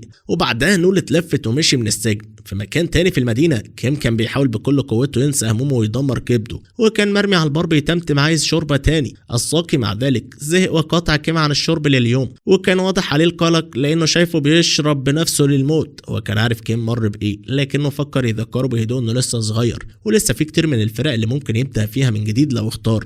لكن كيم ما كانش قادر يسمع الكلام ده لانه كان معذب بالذنب من اللي عمله، وهو بيفكر ورا رجله فهم انه لو ليون وافق على خطته كان هيكون مات، لانه مفيش اي طريقه كانت هتنفع. ليون عمل افضل اختيار ممكن في الظروف دي عشان يحمي الكل، وكيم ردهوله بالغدر وطعنه عشان كده، والذنب ده كان محطم ليه. حتى الساقي هز راسه وقال لكيم بصراحه انه فعلا اخطا جامد، لكن الشرب مش هيحل حاجه، لان في حاجه اهم بكتير لازم يعملها، وهي انه يحرر ليون. كيم بص له والساقي شرح له ان ليون يمكن حاليا شايف نفسه مذنب على كل حاجه وما قدرش يتحرك لقدام، ولو كان فعلا مهتم بيه لازم يروح له ويشرح له كل حاجه. في الوقت نفسه ليون اتطوق في زقاق خلفي على ادجار وشويه من اصحابه. ادجار شاف خبر سقوط فرسان الاجنحه وما كانش هيفوت فرصه يضرب حد خلاص واقف على الارض. كان بيكره ليون من زمان عشان سجل ليون النظيف وشعبيته اللي دايما كانت بتخليه مجنون، رغم ان ادجار اتعامل مع الناس كانه وسخ غالبا لانه فعلا كده، لكن ده مش الموضوع. مع غياب اصدقاء ليون وارادته القتاليه متكسره ادجار عايز يخلص عليه، لكن قبل ما يعمل اي حركه نول وفريقه وصلوا وخلصوا على اصحاب ادجار بسهوله. ادجار صرخ بغضب وسال نول بيعمل ايه هناك. نول بابتسامه قال له انه كان خارج يتمشى وخلاص. ادجار ما صدقش الكلام وقال له يمشي، مدعي انه بيقف في الطريق. نول من غير ما يتعصب قال له يراقب كلامه. ادجار اتضايق واستعد للقتال، لكن اصحابه كانوا اذكى من كده وفهموا انهم ما يقدروش يواجهوا فريق نول، فهربوا زي الفئران من سفينه غرقانه. نول مع ذلك ما اكتفاش وقرر يعلم ادجار درس في الاحترام. من غير اي تردد قطع نول مناخير ادجار بالكامل وسحقها تحت جزمته. صرخات ادجار من الالم كانت بتتردد في الزقاق، ونول مسكه من شعره وسحبه قريب وقال له ببرود انه هيعمل نفس العمليه التجميليه لكل اصحابه وعيلته لو فضلوا يتصرفوا كاوجات تاني. ادجار خاف جدا وحلف انه هيحترم القانون ويهرب باقصى سرعه. بعد ما ادجار مشي نول رجع لليون وقال له بهدوء انه عنده شغل معاه، ومن غير ما يضيع وقت طلب من ليام ينضم للفرقه. ليام ما صدقش اللي سمعه، لكن نول طمنه ان العرض حقيقي. ولزياده الاغراء قال له لو ليون وافق هيخليه نائب رئيس الفرقه. نول شايف ان ده عرض كويس لليون، لكن ليون رفض تماما انه يتعاون مع حد زي نول، لانه لو نول ما كانش موجود فرسان الاجنحه كانوا لسه هيبقوا موجودين مع بعض. لكن نول رد بقسوه وقال ان الفرقه كانت مقدر لها تنهار من البدايه، ودايما ليون كان عارف ده جوه قلبه، وحتى السبب الوحيد اللي خلى ليون ثابت وقوي هو اخلاص وتفاني الفريق كله. لكن مهما تعبوا ما كانوش هيقدروا يوصلوا لمستوى موهبه ليون الطبيعيه، فالفرق اللي بيتوسع في المهارات كان لازم يتحول في الاخر لغيره. ليون على مضض اعترف ان نول صح، لكنه مش قادر يقبل العرض لانه شايف ان الانضمام لنول معناه التخلي عن كل حاجه فرسان الاجنحه تعبوا عليها. نول تحداه وساله اذا ناوي يوقف القتال خالص، لان لو استسلم دلوقتي مجد فرسان الاجنحه هيختفي، لكن لو ليون عمل اسمه كسكر ممكن يحافظ على ارثهم. نول عارف ان الناس ممكن تشوف ليون كخاين، لكن المره دي ليون محتاج يكون اناني شويه عشان يحمي اللي يهمه. ليون فكر في كلام نول وفهم انه في حقيقه، لكن قبل ما ياخد اي قرار طلب يعرف ليه نول اختار يكون سكر من البدايه. ومن غير تردد نول اعلن انه عايز يكون اعظم سكر على الاطلاق، وهيحقق هدفه مهما كان الثمن. الإصرار في كلام نول كان كفاية لإقناع ليون، لكن ليون وضح إنه لو نول ما وفاش بوعده مش هيغفر له أبدا. الاتنين بعد كده صافحوا بعض وختموا شراكتهم الجديدة ومشيوا من الزقاق مع بعض كفرقة موحدة. في الوقت نفسه ماريون كانت بتراجع ملفات القضية مع جدها وما انبهرتش بأي حاجة. بالنسبة لها نول كان وشه ناصع الزيوت، لأنه مش بس دمر أرقى فرقة في الأرض لكن كمان خطف قائدهم لنفسه بعد كده. هارولد وافق إنه مش بالظبط تصرف أخلاقي، لكنه اعترف إنه ما يقدرش يشتكي لأن ده نتج عنه فرقة واعدة أكتر، وكان متحمس يشوف قدراتهم. في الحقيقة هو كان مجهز لهم مهمة تانية، وهي ظهرت من يومين بعمق مخيف مستوى 9، أصعب تحدي لحد دلوقتي. ومدير المهمة هو الشبح اللي بيتحكم في الذئب جيمر. وفي الوقت اللي نول والباقيين ماشيين في المدينة مع ليون بدأت الهمسات تنتشر بين الناس بدأت تقول إن ليون منافق لأنه تعاون مع الراجل المسؤول عن سقوط فرسان الأجنحة، لكن نول تجاهل الكلام وقال ليون ما يخليش ده يأثر فيه، لأنه لما يثبت نفسه محدش هيجرؤ ينتقد قدام الناس. فجأة صوت غضبان بيصرخ باسم نول من وراهم، وطلع كيم مليان غضب وصرخ إن كل ده بسبب نول وحلف إنه هيقتله. لكن قبل ما كيم يتحرك ليون وقف بينهما وحاول يهدي الموقف. ليون توسل لكيم وقال له إنه قتل نول مش هيغير حاجة، لكن كيم اللي لسه غضبه مولع رفض يسمع لحد شايفه خاين. ولو ليون مصر يدافع عن نول كيم هيضطر يوقفه الأول. كيم اندفع ناحية ليون واضطر يدافع عن نفسه، وبعد ما ليون اتحرك يرد فهم على طول ان كيم بيعمل ده عن قصد عشان يحسن صورة ليون قدام الناس. لما فهم كده ليون ضرب كيم بطريقة هادية جدا. الجمهور انفجر بالتسقيف متعجبين من قوة ليون ومهاراته انه قدر يوقع خصم من غير ما يشيل سيفه. ليون ما حسش براحة في الموقف، لكنه اخد قراره انه يمشي في الطريق الجديد ومش هيرجع حتى لو فقد صداقة كيم. ومع ماشيه سمع كيم بيتمنى له حظ سعيد بصوت منخفض. ليون تردد عايز يرجع ويصلح الامور بشكل مناسب، لكن نول وقفه وقال له بحزم يمشي لقدام لان ده اللي كيم عايزه واحسن طريقه يكرموا بيها انه يقوى على الاخر. وفي نفس اليوم نول بفخر كشف عن بيت الفرقه الجديد وكان مبتسم لحد ودنه وهو بيتفخر انه دفع بس 20 مليون عشان يشتريه. الباقيين اتصدموا من رخصه، لكن ليون افتكر انه سمع شائعات مقلقه من المكان ده قبل كده. المكان كان في يوم من الايام ساحه اعدام مرعبه، ولحد النهارده اي حد عاش هناك بيقول انه كان بيطارد بارواح الزومبي، وده بالظبط اللي فسر السعر المنخفض بشكل مريب. وهم واقفين ومتضايقين ووشهم كله قلق. نول بابتسامه واثقه وبيرفع ايده كانه بيهديهم، بيقول لهم انهم مش محتاجين يقلقوا من الاشباح لان عنده خطه مخصوصه. وبابتسامه كده فيها غطرسه بيطلع كتاب مهاره كان اشتراه من قريب، والكتاب ده فيه مهارة طرد الأرواح الشرير اللي بتخليه يقدر يمحي أي نوع من الزومبي الأحياء فورا. وبعدين بيكمل وهو ساخر شوية إن الأشباح هنا مش هتبقى مشكلة خالص بعد ما اتظبطت موضوع المعيشة. نول بيطلع سلسلة مخصوصة وبيقول لكل واحد فيهم إنه هياخد واحدة. سلسلة شكلها كان فيها أفعى بأجنحة، ونول بيشرح إنها بتعبر عن الثنائية الخام بين الخير والشر جوه المجموعة، وكمان من اللحظة دي هيبقى اسمهم العاصفة الجامحة. وبعد كام يوم الفريق بيبدأ أول مهمة ليهم كعصابة ضد جرم، لكن السرب الكبير من الأشباح اللي جرم بيستدعيه بيبقى أكبر من قدرة مهارة الطرد بتاعت نول، فبيحس بالإحباط وبيعترف إنه مش عارف يعمل إيه. جرم مش بس قوي، ده كمان ذكي وواضح إنه بيحاول ينهكهم قبل ما يجي ينهيهم. نول وقتها بينتقل لوضع القيادة وبيأمر كوبا وألما إنهم يساندوا ليون وهو بيستعد لإطلاق ضربة سلاحه النهائي لمسح الأشباح. ليون مش مقتنع بخطة نول وبيقول كده، لكن نول بيقفله وبيقول له امشي فورا ورا الأوامر، وبعدين بينفذوا خطة نول بدقة وبيشيلوا كل الأشباح. لكن جرم بيظل موجود وده بيجبر الفريق يهرب لجوه كهف قريب، متعبين ومستنزفين وما قدرش اي حد فيهم ياخد نفس. جرم بيخش فجأة الكهف وهو بيزقر وبيقول ان هو هياكلهم احياء.